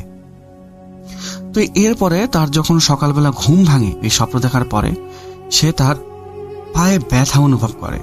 ডান পায়ে কুকুর কামড় দিয়েছিল স্বপ্নে এবং সে ডান পায়ে ব্যথা অনুভব করে। এরপরে সে তার ডান পায়ের কাপড়টা যখন উপরের দিকে ওঠায় তখন সে দেখে তার পায়ে রক্ত এবং আসলেই কোনো জন্তু জানোয়ারের কামড় তার পায়ে স্পষ্ট দেখা যাচ্ছে। সে তো মোটামুটি ভালোই ভয় পেয়ে যায়, কিন্তু এই ঘটনাগুলি সে তার সেই চরপাড়ার কাজিন আর নয়াপাড়ার কাজিনকে সে বলে না বলে কি করে, সে বাসায় ফোন করে বলে কি, ওর আম্মুকে বলে যে আম্মু ভাইয়াকে পাঠায় দাও, আমাকে যেন নিয়ে যায়। তো শাহরিয়ারের বড় ভাই এসে শাহরিয়ারকে নিয়ে যাওয়ার পরে রাস্তাতেই শাহরিয়ার তার ভাইকে বলে যে ভাই, আমার পায়ে তো মনে হয় কিছু একটা কামড় দিছে। তো শাহরিয়ার ভাই এই কামড়টা দেখে ওকে হাসপাতালে নিয়ে যায় এবং হাসপাতালে ডাক্তার চিকিৎসা করে, তাকে এই টিটি ইঞ্জেকশন দেওয়া হয় আর বাদ বাকি ওষুধ দেওয়া হয়। এবং ডাক্তার যখন তদন্ত করে দেখে কামড়টা কার, ডাক্তার বলে দেয় ক্লিয়ারলি যে এই কামড়টা আসলে একটা কুকুরের কামড়। তো শাহরিয়ারের বড় ভাই শাহরিয়ারকে জোর করতে থাকে, যেটা কিভাবে হইল আমাকে বলো, তুমি তো আমাকে রিক্সায় কিছু বললা না, তুমি তো ডাক্তারের কাছে গিয়েও কিছু বললা না। তখন সে কি করলো, সত্যি কাহিনীটা বললো না। কেন বললো না সে? কারণ ও ভাবতো কি, যদি আমি সত্যি ঘটনাটা বলি তাহলে সেই কাজিনের বাসায় যাওয়াটা আমার বন্ধ হয়ে যাবে, তো আর আমি প্লে স্টেশনে খেলতেও পারবো না। সো এই লোভে সে একটা মিথ্যা কথা বলে যে আমি গলিতে ক্রিকেট খেলছিলাম, তো ক্রিকেট খেলার সময় একটা কুকুর আমাকে তাড়া করে এবং সেই আমার পায়ে কামড় দেয়। তারপরে তারা বাসায় চলে আসে। এরপরে মোটামুটি ভালো টাইম কেটে যায়। তার ওই কাজিনের সাথে তার আর কখনোই বনিবনা হয় না ঠিক মতো। কিন্তু শাহরিয়ার ভাবে কি, যে যদি সত্যি কথা বলতাম তাহলে তো বাসা থেকে আর এখানে আসতে দিত না, আর কাজিনের সাথে আমার যেরকম সম্পর্কই হোক কিছুদিন পরে এমনি ঠিক হয়ে যাবে। কিন্তু তারপরে মোটামুটি 5-6 মাসের মধ্যে তাদের কোনো বনিবনা হয় নাই। এরপরে একদিন তার যে নয়াপাড়ার কাজিন ছিল সে শাহরিয়ারকে তার বাসায় কল দিয়ে ইনভাইট করে। তো বিকেলের দিকে শাহরিয়ার সেখানে যায়। তো গিয়ে দেখে যে সেই চরপাড়ার কাজিনটাও সেই একই জায়গায় উপস্থিত, ছাদে হাঁটাহাঁটি করছে। তো দুইজনকে দেখে কোনো কথা না বলে জাস্ট তারা একজন একজনের সাথে কোলাকুলি করে এবং যত ধরনের হিংসা বিদ্বেষ যাই ছিল সব ভুলে তারা কোলাকুলি করে। এরপরে সেই চরপাড়ার কাজিনটা শাহরিয়ারকে দাওয়াত দেয় যে তোমরা আগামী বৃহস্পতিবার আমার বাসায় আবার আসো। ঠিক আছে, এবার শাহরিয়ার চিন্তা করলো কি, যাক ভালো হয়েছে, আমাদের মধ্যে সব ঝগড়া বিবাদগুলি মিটে গেছে। তো সেই যেই কথা হলো সেই কাজই হলো। এরপরে বৃহস্পতিবারে তারা উপস্থিত হলো সেই চরপাড়ার কাজিনের বাসায়। রাত্রেবেলা খুব খেলাধুলা হলো এবং এতদিনের অনেক বড় একটা টাইমের তাদের ডিস্টেন্সের পরে অনেক লম্বা লম্বা আড্ডা। তেমন আড্ডা দিচ্ছে তারা, হঠাৎ করে শাহরিয়ারের মনে হলো কি যে ওদের কথার সাথে যে ওরা যে হাসাহাসিটা করছে সেই হাসাহাসির সাথে অন্য কেউ হাসাহাসি করছে। তাদের গলা শাহরিয়ার স্পষ্ট শুনতে পাচ্ছে। তখন শাহরিয়ার তার বাকি 2 কাজিনকে বলে যে তোমরা একটু থামো। ওরা থামার পরে শাহরিয়ার বলল কি যে তোমরা কি অন্য কারো গলার আওয়াজ শুনতে পাচ্ছ? বাকি দুজন কাজিন না বললো, মানে মাথা নাড়িয়ে বললো যে না, আমরা আসলে কারো আওয়াজ শুনতে পাচ্ছি না, তুমি কিসের কথা বলছো। তো শাহরিয়ার তখন আর কিছু চিন্তা করে না, চিন্তা করতে থাকে কি যে আমি তো স্পষ্ট শুনলাম, তো এই আওয়াজগুলো কোত্থেকে আসলো। এরপরে সে ভাবলো হয়তো বা আমার মনের ভুল হতে পারে, it's not a big deal, ব্যাপার না। তো তারা আবার তখন আড্ডায় মনোযোগ দিল। এরপরে শাহরিয়ার ওয়াশরুমে গেল ওদেরকে রেখে। ওয়াশরুম থেকে ফিরে এসে দেখে কি যে দুজন একইভাবে আবার আড্ডায় দিচ্ছে, মজা করছে, কথা বলছে। এমন টাইমে ডাইনিং রুম থেকে কাটলারির সেট পড়ে যাওয়ার একটা আওয়াজ হয়। তা আওয়াজ শুনে তারা সবাই সেই ডাইনিং রুমের দিকে যায়। ডাইনিং রুমটা ছিল টোটালি অন্ধকার একটা রুম। তো যাওয়ার পরে চিন্তা করে কি যে কাটলারির সেট কিভাবে পড়ে গেল। ওরা গিয়ে দেখে কি যে রুমের যে সাইড একটুখানি আলো দেখা যাচ্ছে, ওখানে দেখা যাচ্ছে কি চামচ, ছুরি এগুলি আলাদা আলাদা সাইডে হয়ে একটা আরেকটা জায়গা থেকে দূরে দূরে পড়ে আছে, বিচ্ছিন্ন হয়ে। তো যখন ওই অন্ধকার রুমের ভেতরে তারা প্রবেশ করে দেখার জন্য, তখন শাহরিয়ারের সেই চরপাড়ার কাজিনটা তার পেছন থেকে বলে, তুই আবার আসছিস এই জায়গায়? আবার কেন আসছিস? তোর তো কোনো ভয় ডর নেই দেখা যায়, তাই না? তুই তো কোনো কিছুতেই ভয় পাস না, নাকি সেদিন তোর সাথে যেটা হয়েছিল সেটা তুই ভুলে গেছিস? আবার কি কারণে আসছিস তুই এখানে? তুই না আমাদেরকে নিয়ে মজা নিছিলি? এখান থেকে চলে যা। তো শাহরিয়ার কি করে, কোনো কিছু বলে না। তো রুম থেকে বেরিয়ে আসার পরে, আলোতে আসার পরে সে তার কাজিনকে বলে কি, এই তোর সমস্যাটা কি আসলে বলতো? বাসায় তুই নিজেই ইনভাইট করবি, আবার ইনভাইট করার পরে এই সমস্ত প্র্যাঙ্ক করবি, বিরক্ত করবি। তুই যদি আরেকটু বিরক্ত করিস, আমি কিন্তু তাহলে খালাকে ডাক দিয়ে সবকিছু জানাই দিব। তখন শাহরিয়ারের সেই কাজিন খুবই অহংকারী সুরে বলে কি, তোর যাকে মন চায় তুই তাকে জানা, আমরা কারো বাপ কেউ ডরাই না, যা জানা দেখি কি করতে পারিস তুই। তো শাহরিয়ার পরে বলে কি যে তুই তো খুব জিন হয়ে ঘুরে বেড়াস ঘরের ভিতরে, তাই না? তুই যদি সত্যি জিন হয়ে থাকিস তাহলে বল, প্রমাণ দে যে তুই জিন। শাহরিয়ার বলে কি, আচ্ছা ঠিক আছে, যা, আমি 1 থেকে 5 পর্যন্ত গুনবো, ঘরের লাইটটা বন্ধ করে দিবি, পারবি? তখন শাহরিয়ারের সেই চরপাড়ার কাজিন মুখে একটা মুচকি হাসি দিল, শয়তানি একটা হাসি দিয়ে সে কি করলো, সোফাতে বসে পড়লো। শাহরিয়ারের বাকি যে কাজিনটা ছিল সেও সোফাতে বসে পড়লো।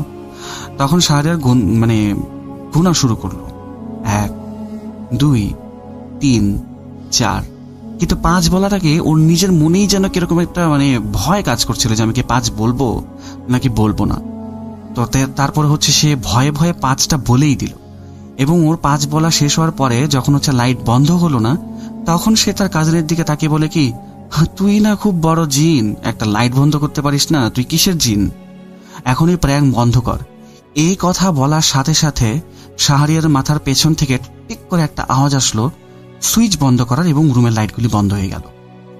এখানে বলে রাখা ভালো যে শাহরিয়ারের সেই কাজিনের বাসায় ওরা যে টিভি লঞ্চে বসেছিল, সেই টিভি লঞ্চে যে সোফা সেট আছে, সেই সোফা সেটে শাহরিয়ার যেখানে বসেছিল তার পেছনে ছিল রুমের লাইটের যে সুইচ বোর্ড সেটা, এবং বাকি 2 জন কাজিন যেখানে বসেছিল সেখানে কোনো লাইটের সুইচ বোর্ড ছিল না। তো শাহরিয়ার কিছুটা ভয় পেয়ে যায়, এটা কিভাবে হলো। তো ও চিন্তা করতেছে কি যে লাইট জ্বলে না, কি কারণে লাইট জ্বালাবো কিভাবে, কিন্তু ওর মাথায় তখন এটা নাই যে তার মাথার পেছনেই সুইচ বোর্ড। এরপরে সে কিছুটা সাহস করে সুইচ বোর্ডটা জ্বালালো। সুইচ বোর্ড জ্বালানোর পরে সে দেখলো কি তার সেই কাজিনটা স্বাভাবিক হয়ে গেছে ইতিমধ্যে। যখন বাকি 2 জন কাজিন মিলে তাকে বলল যে এই ধরনের কাজ কিভাবে হলো, সে কিছুই মনে করতে পারে না, অ্যাজ ইউজুয়াল তার কিচ্ছু মনে নেই। সে বলে কি এমনভাবে আচরণ করছে কি যে কিছুই হয় নাই, তারা একসাথে বসে বসে আড্ডা দিচ্ছিল, দ্যাটস ইট, আর কিচ্ছু হয় নাই। তখন শাহরিয়ার কি করলো, বললো কি আচ্ছা ঠিক আছে চলো, অনেক আড্ডা হয়েছে, এবার চলো রাত্রেবেলা ঘুমাতে যাই আমরা। তো ওরা ঘুমাতে চলে গেল। পরদিন সকালবেলা যখন শাহরিয়ার ঘুম থেকে ওঠে, তখন তার শরীরটা কেমন যেন খুব ভারী মনে হচ্ছিল, তার কাছে খুবই ভারী। শরীর নিয়ে সে উঠতে পারছে না, আর শরীরটা খুব খারাপও লাগছিল, তার মনে হচ্ছিল সে সিক বা অসুস্থ। সে তার মাকে ফোন করে আবার বলল কি ভাইয়াকে পাঠিয়ে দাও, আমাকে যেন নিয়ে যায়। তো মোটামুটি 20-30 মিনিটের মধ্যে তার ভাই এসে তাকে নিয়ে চলে গেল। এবং তার বড় ভাই ছিল তার সাথে খুবই ফ্র্যাঙ্ক এবং খুবই ফ্রেন্ডলি। তো ফ্রেন্ডলি এবং ফ্র্যাঙ্ক হওয়ার কারণে সে এই বিষয়গুলি তখন তার বড় ভাইয়ের সাথে শেয়ার করে। আগের রাতের ঘটনা, প্রথম রাতের ঘটনা, এরপরে 5-6 মাস রাত অর্থাৎ গত রাতের ঘটনা সবকিছু শেয়ার করে। এইগুলো শুনে তার ভাই তাকে বকাবাদ্দি করতে থাকে যে তুমি যদি এরকম ফেসই করছো তাহলে তুমি আগে আমাকে কেন বলো নাই, বা ওই বাসায় আবার যাওয়ার কি দরকার ছিল তোমার। তখন শাহরিয়ার ভাই বলে কি যে যদি আগে বলতাম তাহলে তো আমাকে আর তোমরা ওই বাসায় যেতে দিতা না, তখন কি করতাম, এই কারণে তোমাদেরকে কিছু বলি নাই। তখন শাহরিয়ার ভাইয়ের যে বড় ভাই আছে উনি কি করলেন, নিজের একটা বন্ধুকে ফোন করলেন। ফোন করে বললেন কি যে আমার ভাইয়ের তো এরকম এরকম প্রবলেম, তুই কি কোনো হুজুরের সন্ধান জানিস কিনা, কারণ তুই তো এই সমস্ত জিনিস নিয়ে স্টাডি করিস। তখন তার বন্ধু বলল কি হ্যাঁ আছে তো, আমি যোগাযোগ করিয়ে দিচ্ছি। আচ্ছা থাক, যোগাযোগ করানো লাগবে না, তোমরা বিকালবেলা চলে আসো, পাটগুদাম নামের একটা জায়গার কথা বললো, সেখানে চলে আসো। ওখানে একটা মসজিদ আছে, মসজিদের পেছনে একটা বাসা আছে, সেই বাসাতেই একটা হুজুর থাকে, সে ওখানে কাজ করে, তো চলো ওখানেই যাব। তো বিকেল বেলার পরে সন্ধ্যে টাইমে তারা চলে গেলেন সেই হুজুরের আস্তানাতে। কিছু মানুষ ছিল, মোটামুটি ভিড় ছিল, বাট বাহির থেকে দেখে বোঝার কোনো উপায় নাই যে এখানে আসলে কোনো একটা হুজুর এরকম কাজ করে থাকে। তো ওনারা কি করলো, ভেতরে চলে গেল। ভেতরে যেই মহিলারা বা পুরুষ মানুষ যাদের সমস্যা ছিল তারা বসেছিল টোকেন হাতে নিয়ে। তো ওনাদের কোনো টোকেন লাগলো না, যেহেতু শাহরিয়ার ভাইয়ের বন্ধুর পরিচিত সেই হুজুরটা। তো উনি কি করলেন, শাহরিয়ারের ভাই এবং শাহরিয়ারকে নিয়ে ভেতরে চলে গেলেন। তো হুজুরের কাছে যেতেই শাহরিয়ারের শরীরটা কেমন যেন খুব ভারী ভারী লাগছিল। সে খুব কষ্টে নিজের যে কনসিয়াসনেসটা আছে সেই কনসিয়াসনেস সে ধরে রাখছিল অনেক কষ্ট করে। ওর মনে হচ্ছিল ও এখন হয়তো বা অজ্ঞান হয়ে যাবে, কিন্তু তারপরও সে অজ্ঞান হয়নি। হুজুরের মাঝখানে কি করলো, শাহরিয়ারের মাথায় হাত দিয়ে 10-12 মিনিটের মতো দোয়া কালাম পড়তে লাগলেন। এবং দোয়া কালাম শেষ করার পরে উনি শাহরিয়ারের দিকে তাকিয়ে বললেন কি যে দেখো বাবা, দুনিয়াতে তো অনেক মাখলুক আছে, মানুষও তো একটা মাখলুক, আশরাফুল মাখলুকাত, সৃষ্টির সেরা জীব, এরকম তো আরো মাখলুক আছে। তো তুমি কোনো মাখলুককে সম্মান নাই করতে পারো, কাউকে পছন্দ নাই করতে পারো, কিন্তু কাউকে নিয়ে মজা করার অধিকার তো তোমার নাই। তুমি যে মাখলুকের মজা উড়াইছো সেই মাখলুক এখন ঠিক তোমার পাশেই বসে আছে এবং সে তোমার উপরে খুবই ক্ষুব্ধ। তোমাকে তার কাছে মাফ চাইতে হবে। তুমি যদি তার কাছে মাফ চাও এবং সে যদি তোমাকে মাফ করে, তাহলেই তুমি এই সমস্যা থেকে মুক্তি পাবা, আদারওয়াইজ তুমি এই প্রবলেম থেকে মুক্তি পাবা না। তখন শাহরিয়ার ভাইকে উনি বললেন যে কিভাবে মাফ চাইতে হবে। এরপরে শাহরিয়ার ভাই নিজের ডান সাইডে তাকিয়ে দেখেন কি ওখানেও আসলে কিছুই নাই, জাস্ট দেখা যাচ্ছে একটা পিলার, আর কিছু না। তারপরে সে কি করলো, ওই দিকে তাকিয়ে মাফ চাইলো যে আমাকে আপনি ক্ষমা করে দেন, আমি যেটাই করছি আমার মনের অজান্তে করছি, আমি জানতাম না, আমার এই বাচ্চাপনাকে আপনি দয়া করে বাচ্চাপনা ভেবে আমাকে ক্ষমা করে দেন, আমি ভুল করছি, আমি আর এই ধরনের ভুল কখনোই করব না, আমাকে প্লিজ মাফ করে দেন। এই কথা বলার সাথে সাথে শাহরিয়ারের সামনে দিয়ে মনে হলো কি একটা গরম বাতাস শাট করে চলে গেল, এমন ভাবে গেল শাহরিয়ারের শরীরটাও হালকা হয়ে গেল। এরপরে হুজুর কি করলেন, শাহরিয়ারকে একটা তাবিজ দিলেন আর বললেন কি যে এই তাবিজটা একটা বোতলের ভেতরে পানি সহ ডুবিয়ে রাখবা এবং এই বোতলের পানি প্রতিদিন 3 বেলা করে খাবা, আশা করি আর কোনো সমস্যা হবে না। এরপরে শাহরিয়ার বেশ কতবার তার সেই খালাতো ভাইয়ের বাসায় গেছে, চরপাড়ার কাজিনের বাসায়, কিন্তু কোনো ধরনের সমস্যা সে আর কখনোই ফেস করে নাই। ইভেন তার চরপাড়ার যে কাজিনটা ছিল সেই কাজিনটার আচরণ আর কখনো চেঞ্জ হয় নাই। এখানে আপনারা একটা কথা জিজ্ঞাসা করতে পারেন যে শাহরিয়ারের বড় ভাইয়ের বন্ধু যখন সেই হুজুরের সাথে কথা বলেছেন, হুজুর হয়তো বা সেখান থেকেই জানেন বিষয়টা যে শাহরিয়ার মজা উড়িয়েছিল, কিন্তু শাহরিয়ার আমাকে বলেছিল যে সে যে জিনের উপরে মজা করেছিল সেই কথা সে তার বড় ভাইকে পর্যন্ত জানে নাই। সে খালি গত রাতে সে কি স্বপ্ন দেখেছিল এবং তার কাজিন কি কি আচরণ করেছিল সেগুলোই বলেছিল, জিন সম্পর্কে কোনো কথাই তাদের মধ্যে হয় নাই। সো হুজুরের এটা কোনোভাবেই জানতে পারার কথা না যে শাহরিয়ার জিনদেরকে নিয়ে মজা উড়িয়েছিল। তো যাই হোক, এরপর থেকে শাহরিয়ারের সাথে আর কোনো ধরনের কোনো অনাকাঙ্ক্ষিত বা অতিপ্রাকৃত ঘটনা ঘটে নাই। তো শাহরিয়ার আমার কাছে এই ঘটনাটি শেয়ার করেছে আপনাদের জন্য। ধন্যবাদ প্রিয় লিসেনার্স আমার ঘটনাটি মনোযোগ দিয়ে শোনার জন্য, ধন্যবাদ রাসেল ভাই ঘটনাটি প্লে করার জন্য। আপনাদের যদি ভালো লেগে থাকে তাহলে আমি কৃতজ্ঞ, আর যদি ভালো না লাগে then I am really sorry. আশা করি আবারও ফিরে আসবো নতুন কোনো ঘটনা নিয়ে। ততদিন পর্যন্ত ভালো থাকুন, সুস্থ থাকুন এবং ভূত.com এর সাথে থাকুন। আমি মোহাম্মদ সাবিত আলম আজ বিদায় নিচ্ছি। আসসালামু আলাইকুম। আরও একবার আপনাদের সবাইকে স্বাগত জানাচ্ছি আমি রাসেল। আশা করছি আপনারা সবাই ভালো আছেন আর ভালোর তলে আছেন। আমরা চলে যাব আমাদের পরবর্তী ঘটনায়।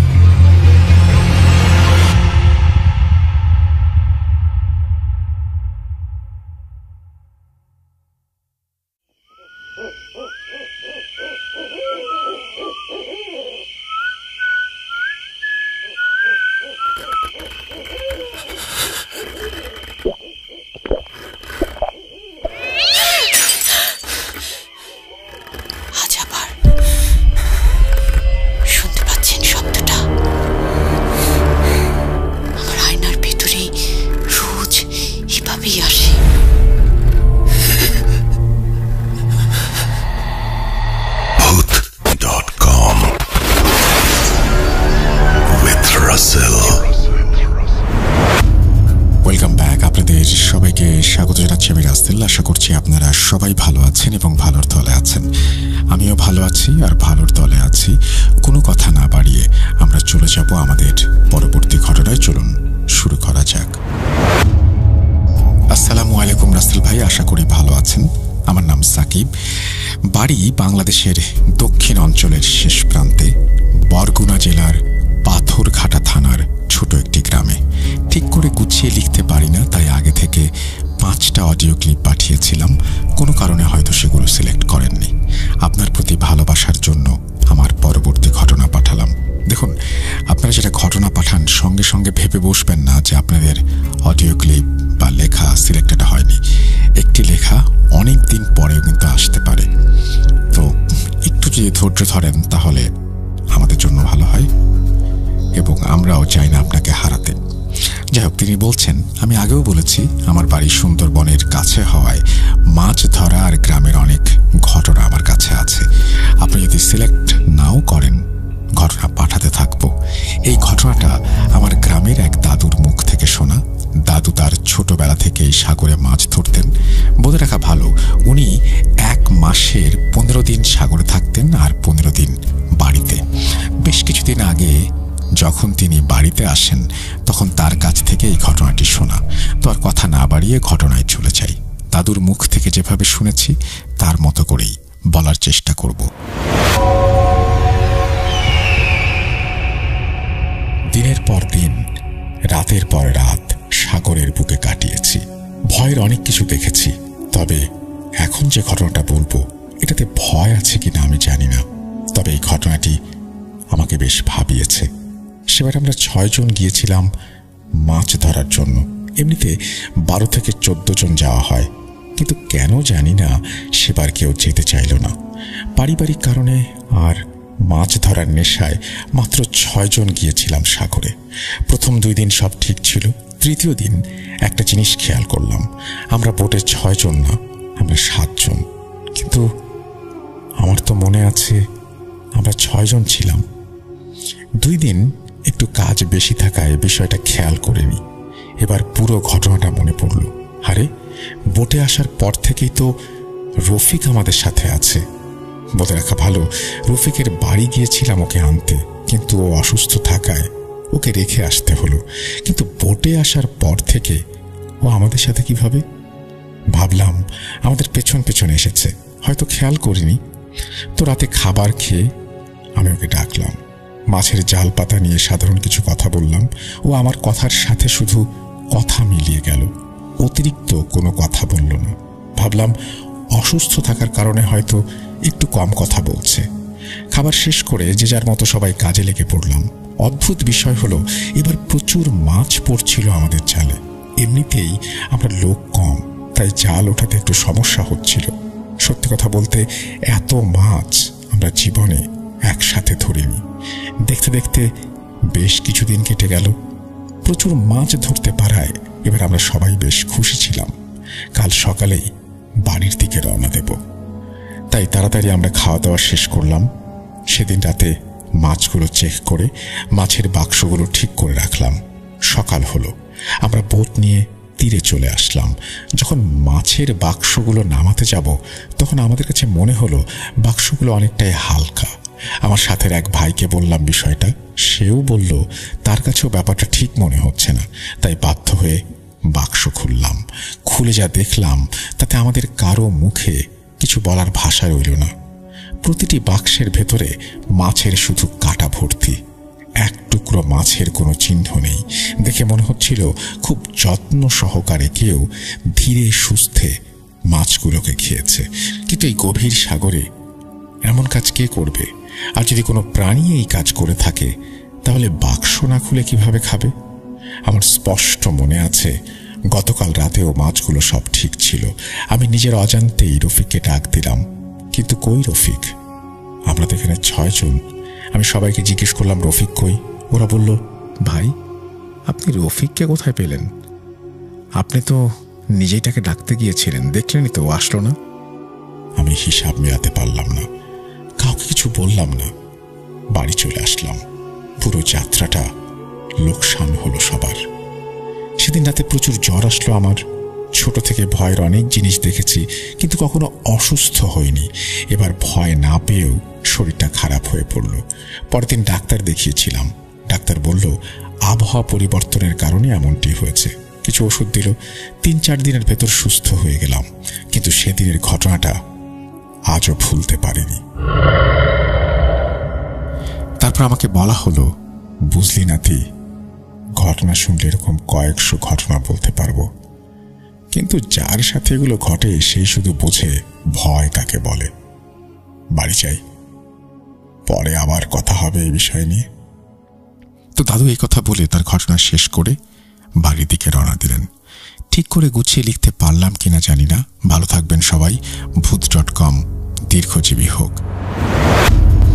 আরও একবার আপনাদের সবাইকে স্বাগত জানাচ্ছি। আমি রাসেল। আশা করছি আপনারা সবাই ভালো আছেন আর ভালোর তলে আছেন। আমার মনে হয় যে এখন সময় হয়েছে বিদায় নেবার। যথেষ্ট রাতও হয়েছে, আপনাদেরও রেস্ট নেওয়ার সময়, বিশ্রাম নেওয়ার সময়। আজকের মতো এখানেই বিদায় নিচ্ছি। কথা হবে আবারও। সেই পর্যন্ত সবাই ভালো থাকুন, সুস্থ থাকুন। মোস্ট ইম্পর্টেন্টলি ভূত.com এর সাথে থাকুন। আর জানেন নিশ্চয়ই প্রতিদিনই কিছু না কিছু থাকে ভূত.com এ আপনার জন্য। তাই সাবস্ক্রাইব করুন এবং বেল আইকনটি ক্লিক করুন। আল্লাহ হাফেজ।